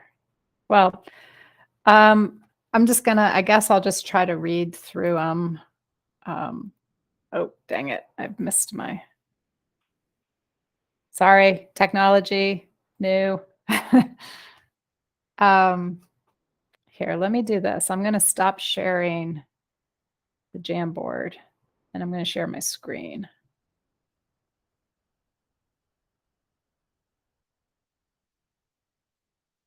There we go.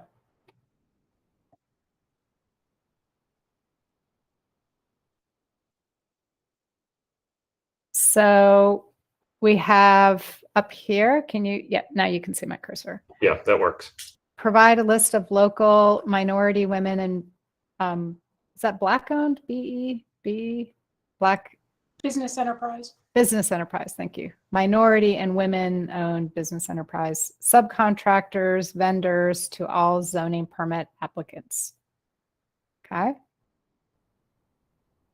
Closely follow and coordinate with the Reparations Commission. At what point should the Equity, Diversity, Inclusion Board's agency be included in meetings decisions? I'm not sure I follow that one. Does the author want to explain that one a little bit more? Yeah, that was me. I mean, I guess just the group we heard from today. I mean,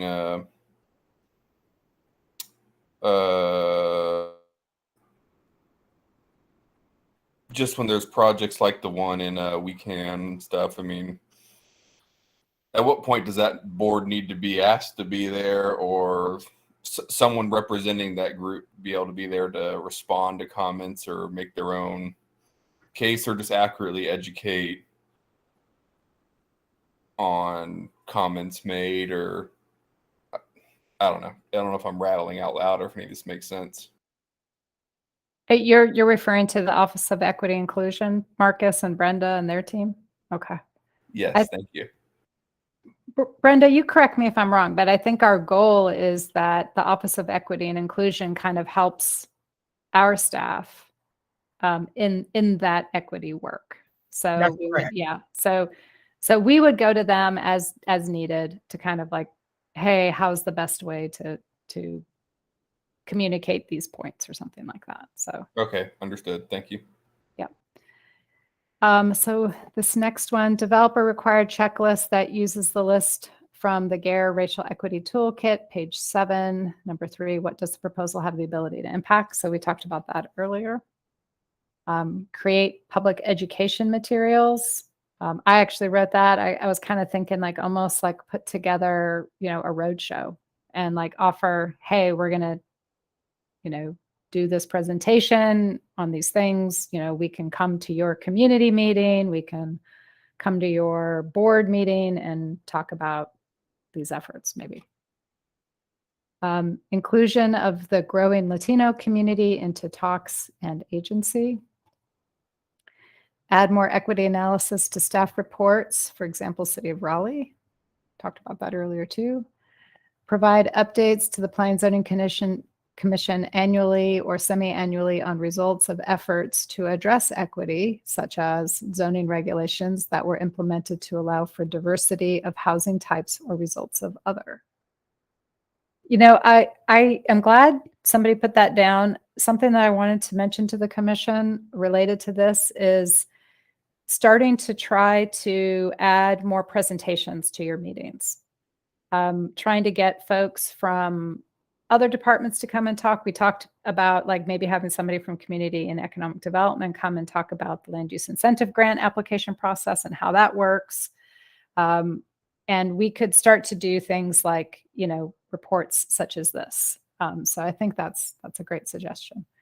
And Shannon, that was mine, but I think just even having all the materials you had for this retreat has been helpful, reminding we have done, or this commission has done a lot in terms of equity related, but sometimes we forget how much has been done. So you don't know that City Council passed this resolution and what has been the result, or we forget that there was a lot of work done for the ADUs that we talked about, but are we getting those results that we were hoping for?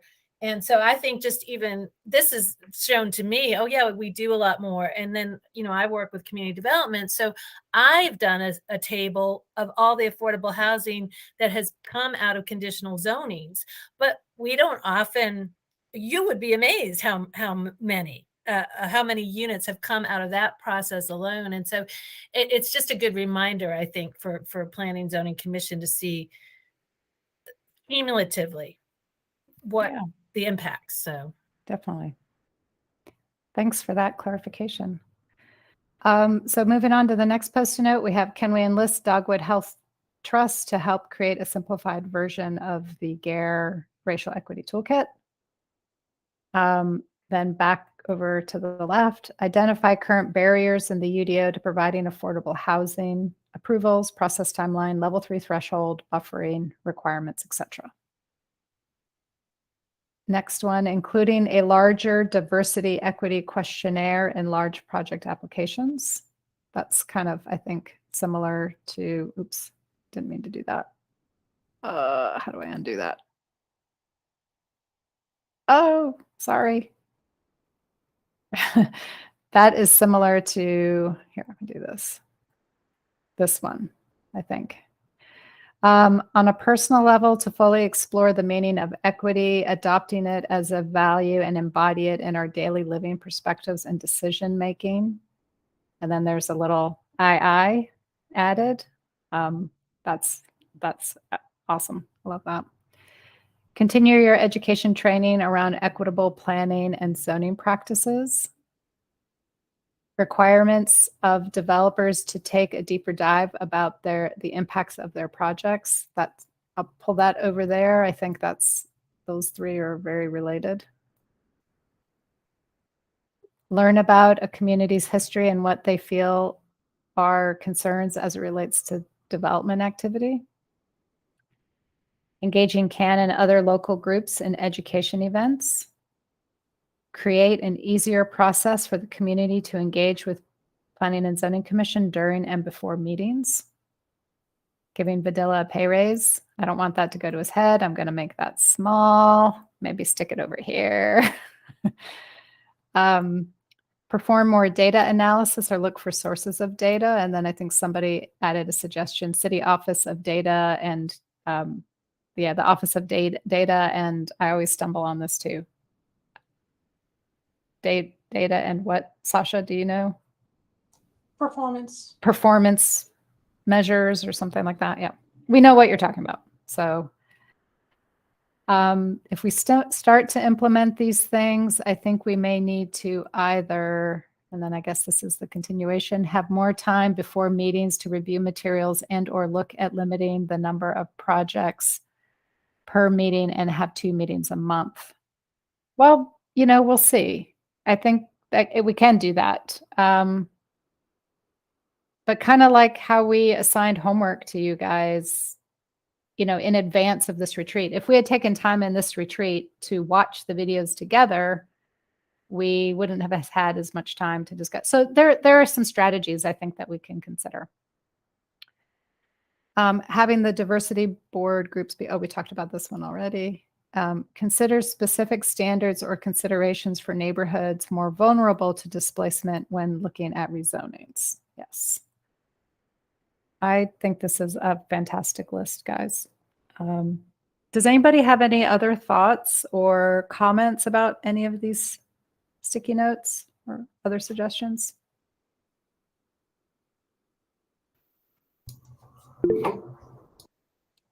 Janice.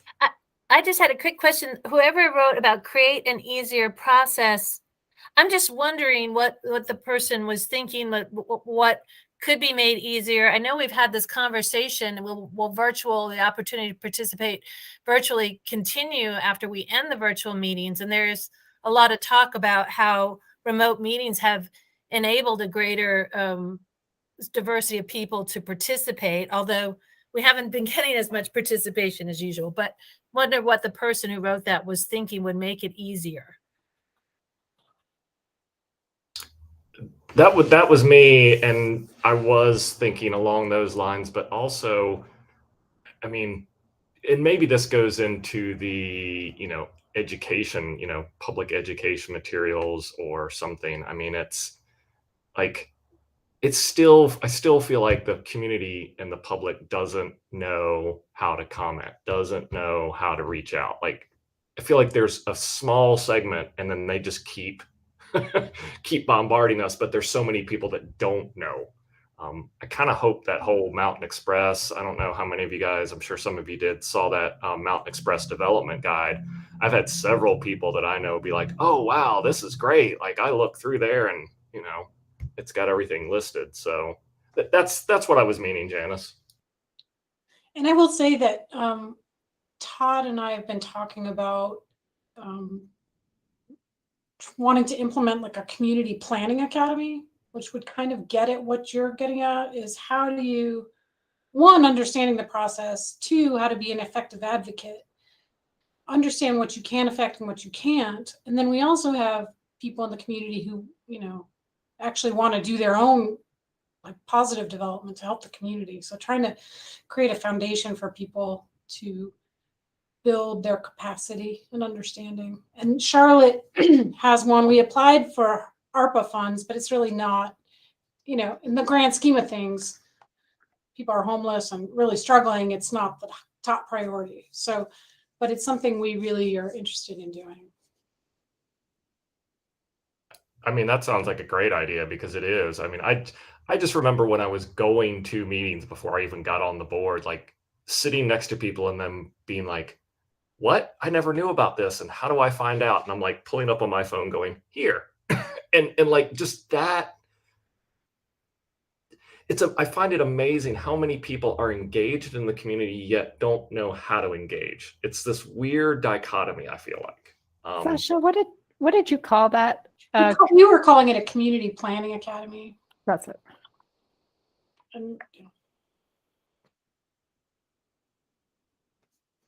And I can speak to that one as well personally. Like I met some constituents who are concerned about a different project a while ago, and they're like, well, how'd you get on the board? What are your qualifications? Like, well, I'm grumpy. And I told them I was grumpy and I asked to be on the board. And they were like, oh, really? That's what you did? And I said, well, yeah. And so how'd you learn how to do that? I said, well, I just started Googling things, and I ended up there. So yeah, I mean, if there is a better education resource for the public, for not only for their education, but for, hey, if you're upset about something or you have an opinion on something, here's the appropriate channels, or here's how to get organized with other groups. Here's how to get involved with them. Just kind of a playbook on how to group your opinions together. If that makes sense. Yeah, Robert, you had your hand up. Go ahead.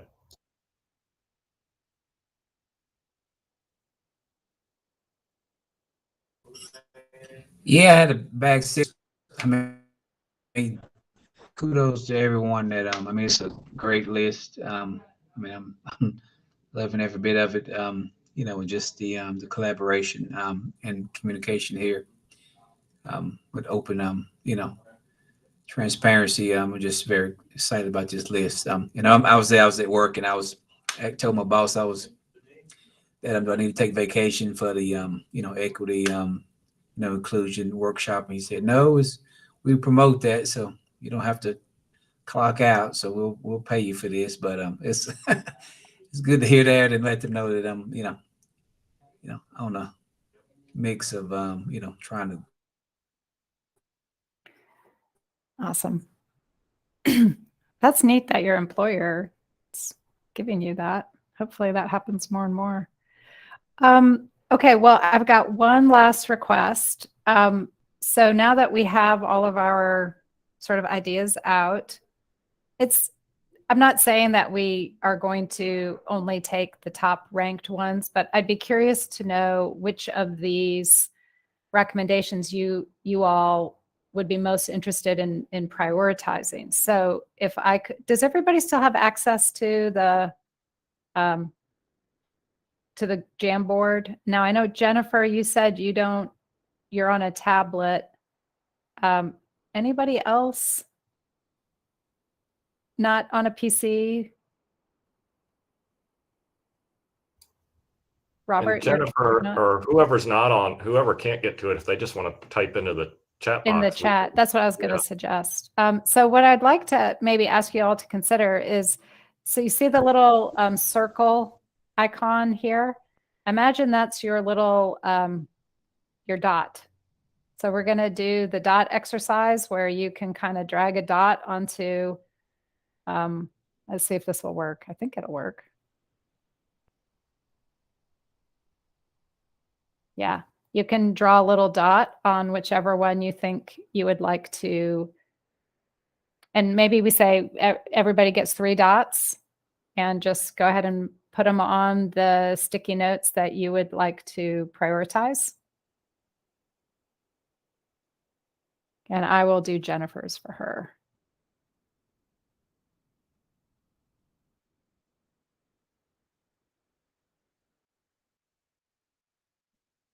This might get a little crowded. Might have to make our dots a little bit smaller.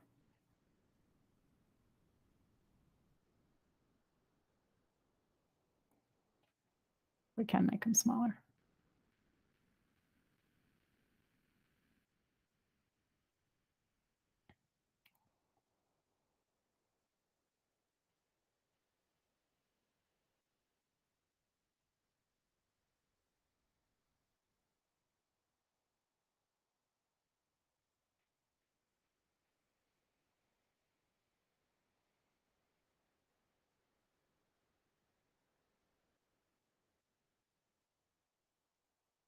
Oops.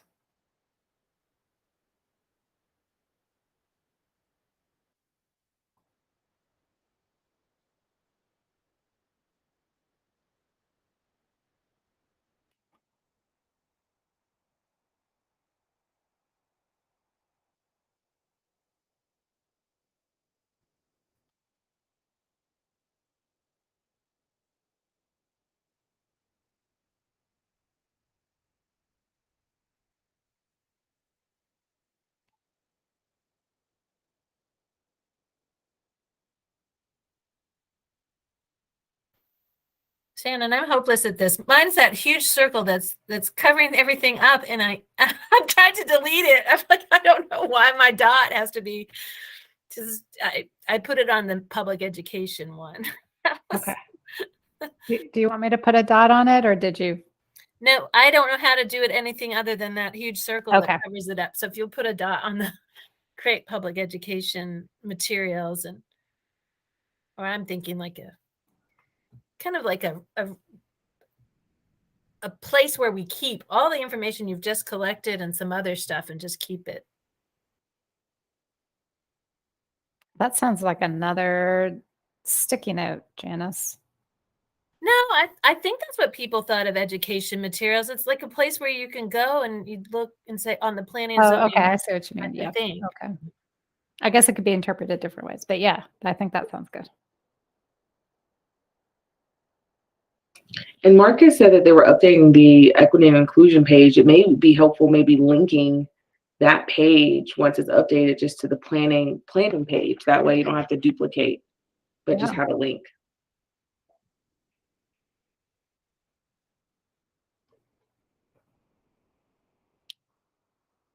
How's everybody doing on their dots? Still working on it? Does anybody need more time?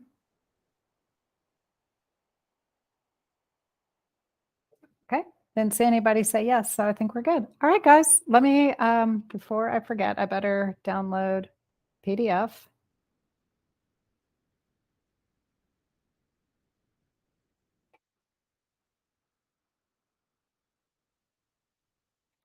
How many dots did Vidalia get? I don't know, I didn't look. I don't see any. Sorry, Vidilla, no raise for you. He left. He got to raise, the rest of us need to get a raise. We'll change it and put Sasha's name on there then. Now I'm all about it. All right. Well, awesome, guys. I think I'm going to stop sharing our Jamboard unless anybody has anything else to say about it. Okay. All right. So now's the time for us to kind of wrap up. So I think this exercise has helped identify what could be some key priorities. And I guess now's the opportunity to talk about next steps. So I know from a staff perspective, we've already kind of highlighted some of the things that we've been discussing internally, including looking at other examples for other ways to incorporate more analysis into our staff reports. And it seems like there's good support for that. So I think one thing that we could consider doing is at upcoming Planning and Zoning Commission meetings, before you get into the business part of your agenda, looking at applications, we could have like short presentation opportunities, and we could start to look at like, here's what staff's thinking in terms of how to, redo our staff reports, or how to add some more analysis. Maybe it's a separate attachment, or, I don't know, but we can go over all of that in these presentations with the commission. And then we talked about bringing in others for presentations as well. Some of these other items could be things that could be like small work groups could get together, and it could include members of the commission, members of staff, people from other commissions as well. So I think some of these are probably more collaborative items. Of course, our equity and inclusion staff are available to kind of help guide us in this journey as well. So I don't know if there are any other thoughts of things that we could consider as a commission. I love the idea of ongoing education, even if we're allowed to include that into meetings.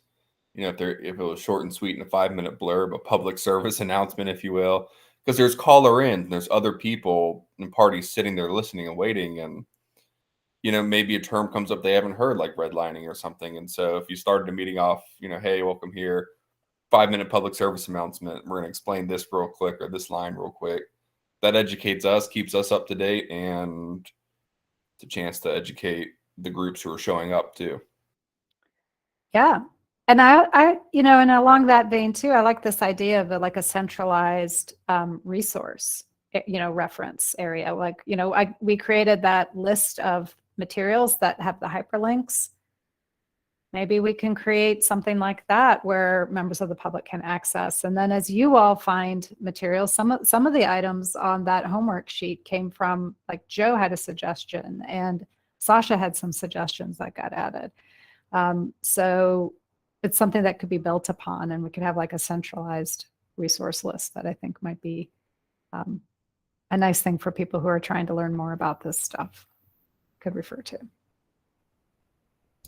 Well, and I think too, you know, the idea that I'm looking at the list. I swear, I think there was something on one of the sticky notes about like materials that the developer could use. So like if someone comes with something about learning the history of a community, or like if a developer is going into the Southside, hey, here's some homework for you guys. Before you even, like, this is part of the initial staff meeting. Here's your homework. Come back when you've looked, like, to even start with them. Maybe they don't know even too. And that primes them for, you know, the other things that we might be throwing at them.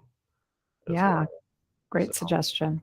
Yeah, and actually, I'll just chiming in super quick. The legacy neighborhoods actually came up with a similar idea that they want people to read their plan. If they have a plan, they want them to read it before they, you know, come in.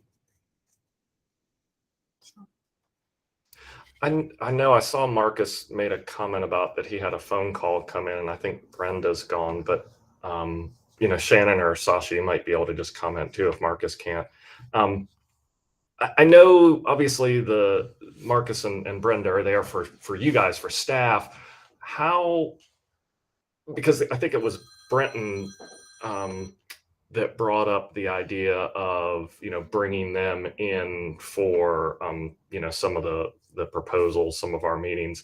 What is our, I don't know really how to word it, but what is our ability to say, reach out to them? Like if we have questions, like with the Haywood Street project. I mean, there was a lot of just like, as it came up, there were a lot of just really ridiculous comments. And it's like, how do we deal with this? You know, I made it a point in the beginning of that meeting to try to set a better tone so that we didn't have those kinds of comments coming through in the meeting itself. And I think, you know, I didn't really know. I mean, I knew Brenda was there. I didn't really know Marcus was there. But, you know, in hindsight, it would have been maybe nice if I could have said, hey, would you guys preview what I'm proposing to mention, just to kind of set the stage? Does that make sense, what I'm asking? I see Marcus is back in. So. Yeah, I think we also have to be somewhat protective of their time and not, we also have, and we don't have anyone in this position right now, but the Neighborhood Services Office, which is a part of our community engagement program. We lost Jeremy Lett at the end of November, but I don't know if Marcus has any thoughts about that. I mean, but we do have to be protective of their time, because they're also, there's probably 100 people saying, can you please look at this? Yes. So I caught the very tail end of that, Joe. Could you rephrase it for me? I was just curious as to how much planning and zoning as a commission may be able to inquire with you if we had questions about DEI things related to projects that came through. I'll just reduce it way down. Great. I will say this: we as a collective department we are fully committed to responding to those, especially who are actively seeking. Our overall goal is to be of service to everyone, right? In a very methodical way.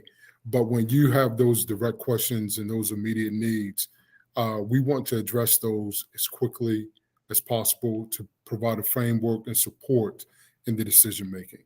So at this stage of the game, I highly encourage you to reach out to us when those moments present themselves.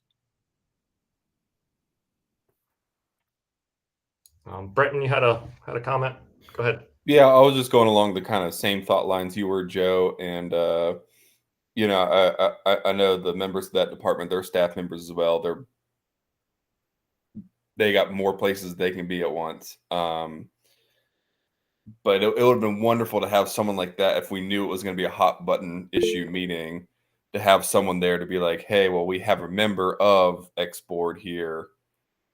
You know, can we divert that question to them, or can we answer it? Or on the vice note, if they can't be there, you know, can we get just a few written statements? Or I mean, maybe that's something I need to educate myself better on as well. I know you said this, but according to our Department of Inclusion and Equity, you know, the city's stance is XYZ. I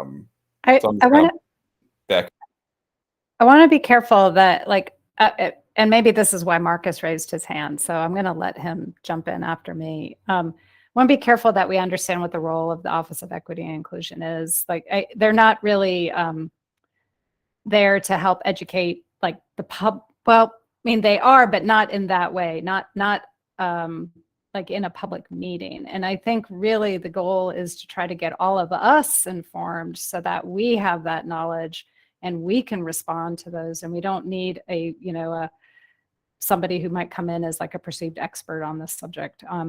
I think being strategic and garnering their support and input, like in this retreat, this is a wonderful way to take advantage of the staff in the Office of Equity and Inclusion to kind of help facilitate conversation. But they don't have the answers to whether or not a project should be approved or not, or right, you all are the experts on that. You're the advisory body. So it's just helping you have the broader context and understanding to properly evaluate those projects. Marcus, did I totally fuck that up? No, you did very well. I was gonna speak to that, and I was going to say that within our department, each of us specialize in a particular area. So my specialty is in fact training, and then we have community engagement, and then we have the research data analyst. So that is the makeup of the department. And I think maybe because you did miss it, Marcus, maybe I should clarify what I was getting at a little bit more. And perhaps this is based on, you know, your direct role as training. You know, the example I brought up was the Haywood Street one. You know, I was very intentional before we as the commission started discussing that project, because we had gotten some very, I'll say, inflammatory comments about the project. I was very intentional to lay out beforehand, you know, what we were reviewing, what kinds of comments and language that we just weren't going to tolerate. And so I was trying to essentially set a tone, because I was concerned that it may go a different direction. We've had some contentious meetings before, and I didn't want it to get to that point.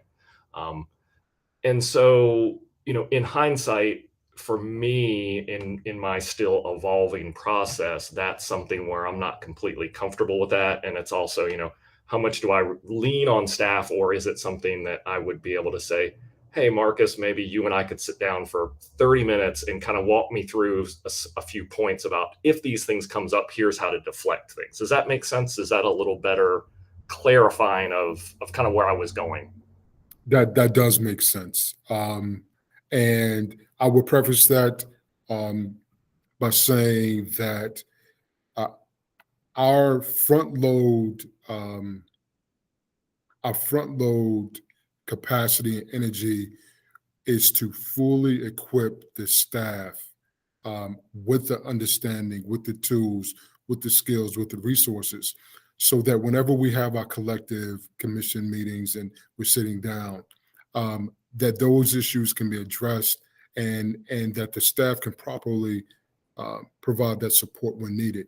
If outside of that arena and it's still not able to be addressed in a timely manner or sufficient manner, then I extend that and say, yes, reach out, say, hey, listen, I have a question about this, or we're unsure about this, and just wanted to get some feedback and input. Okay, thanks. I just wanted, like I said, wanting to clarify where things stand in this, in that realm. Thank you.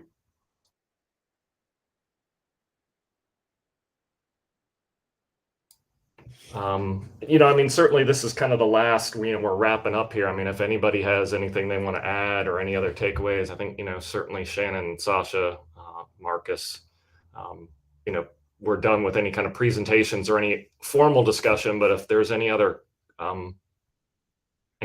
topics or, comments around this that any of the commissioners want to bring up, this is the time. So yeah, don't feel like you have to raise your hand or anything. I'll offer just where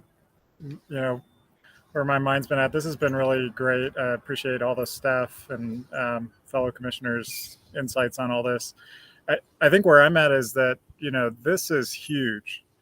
And the scale of the challenge shouldn't be something that scares us.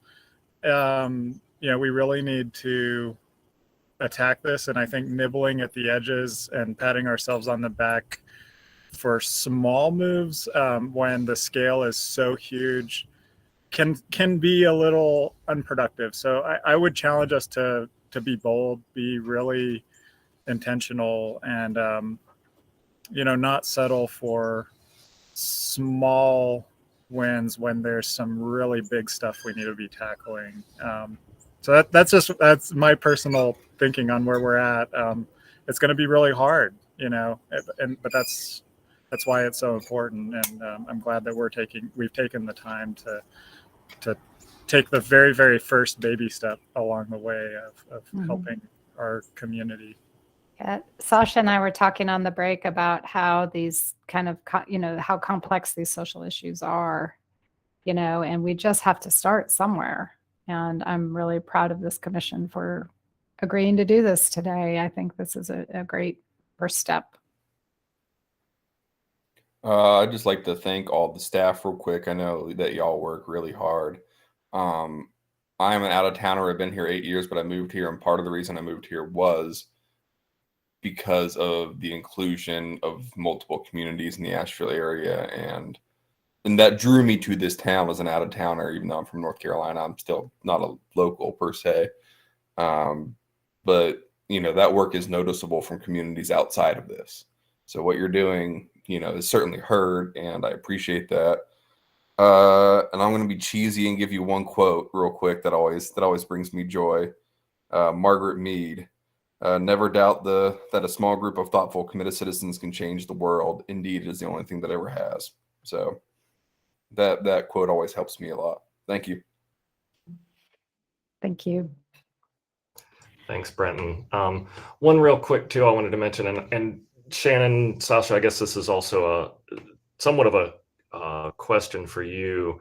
As we start to look at these things and look at the dots and the key points that we want to focus on, and you mentioned potentially having some focus groups, and there might be some collaboration with some other commissions. There's one that got noted on here. There's no dots, but identifying current barriers in the UDO to affordable housing. I know that AHEC has been talking about that for a while, and I've had some conversations with them, and perhaps I think there's some good linkages there that could be had to really maybe create a joint focus group that tries to look at those and certainly look at some of these equity issues as well together with some of these other commissions. So. Wonderful. And guys, I am so proud. Look at the time. We timed this perfectly. So good. We did so well. Oh, Janice. Janice, you're going to make it over. No, just before we wrap up, I'm sorry, Shannon. During your presentation, I posted something in the chat. I just wanted you all to be aware of the North Carolina Bar Association's zoning, planning, and land use. I'll send the link again, but it's a CLE.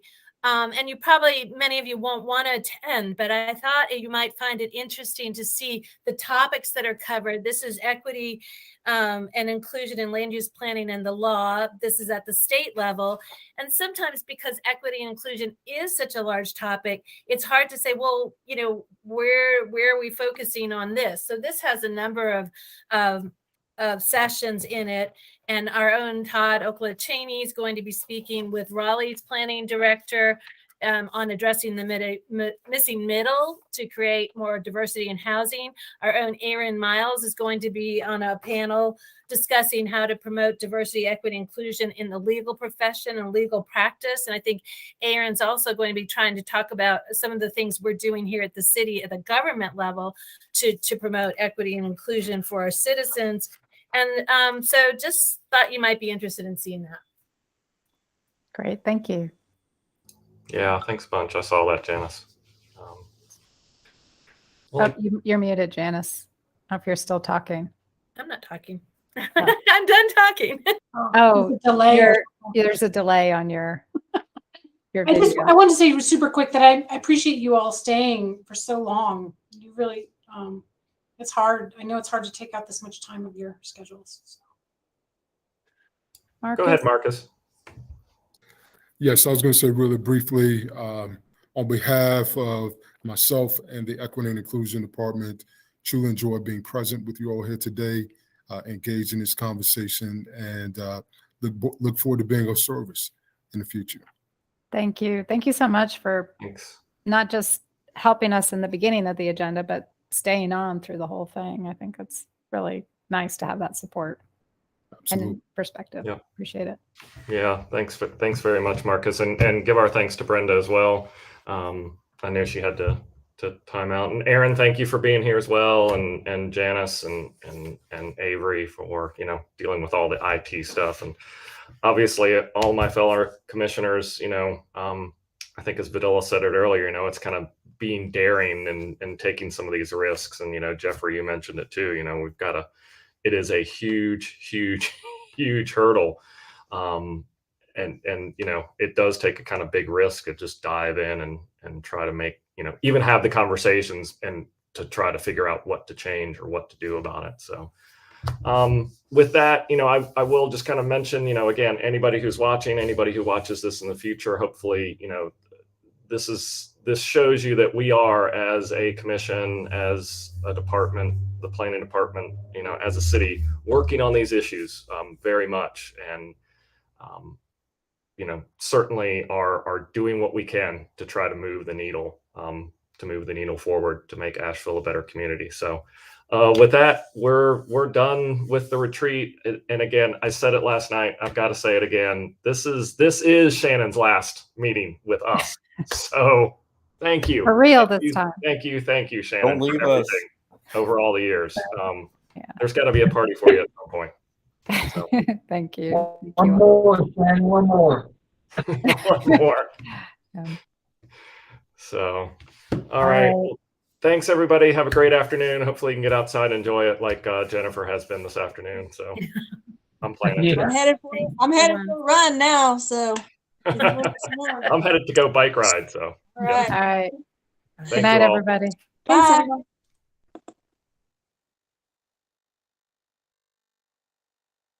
Everyone.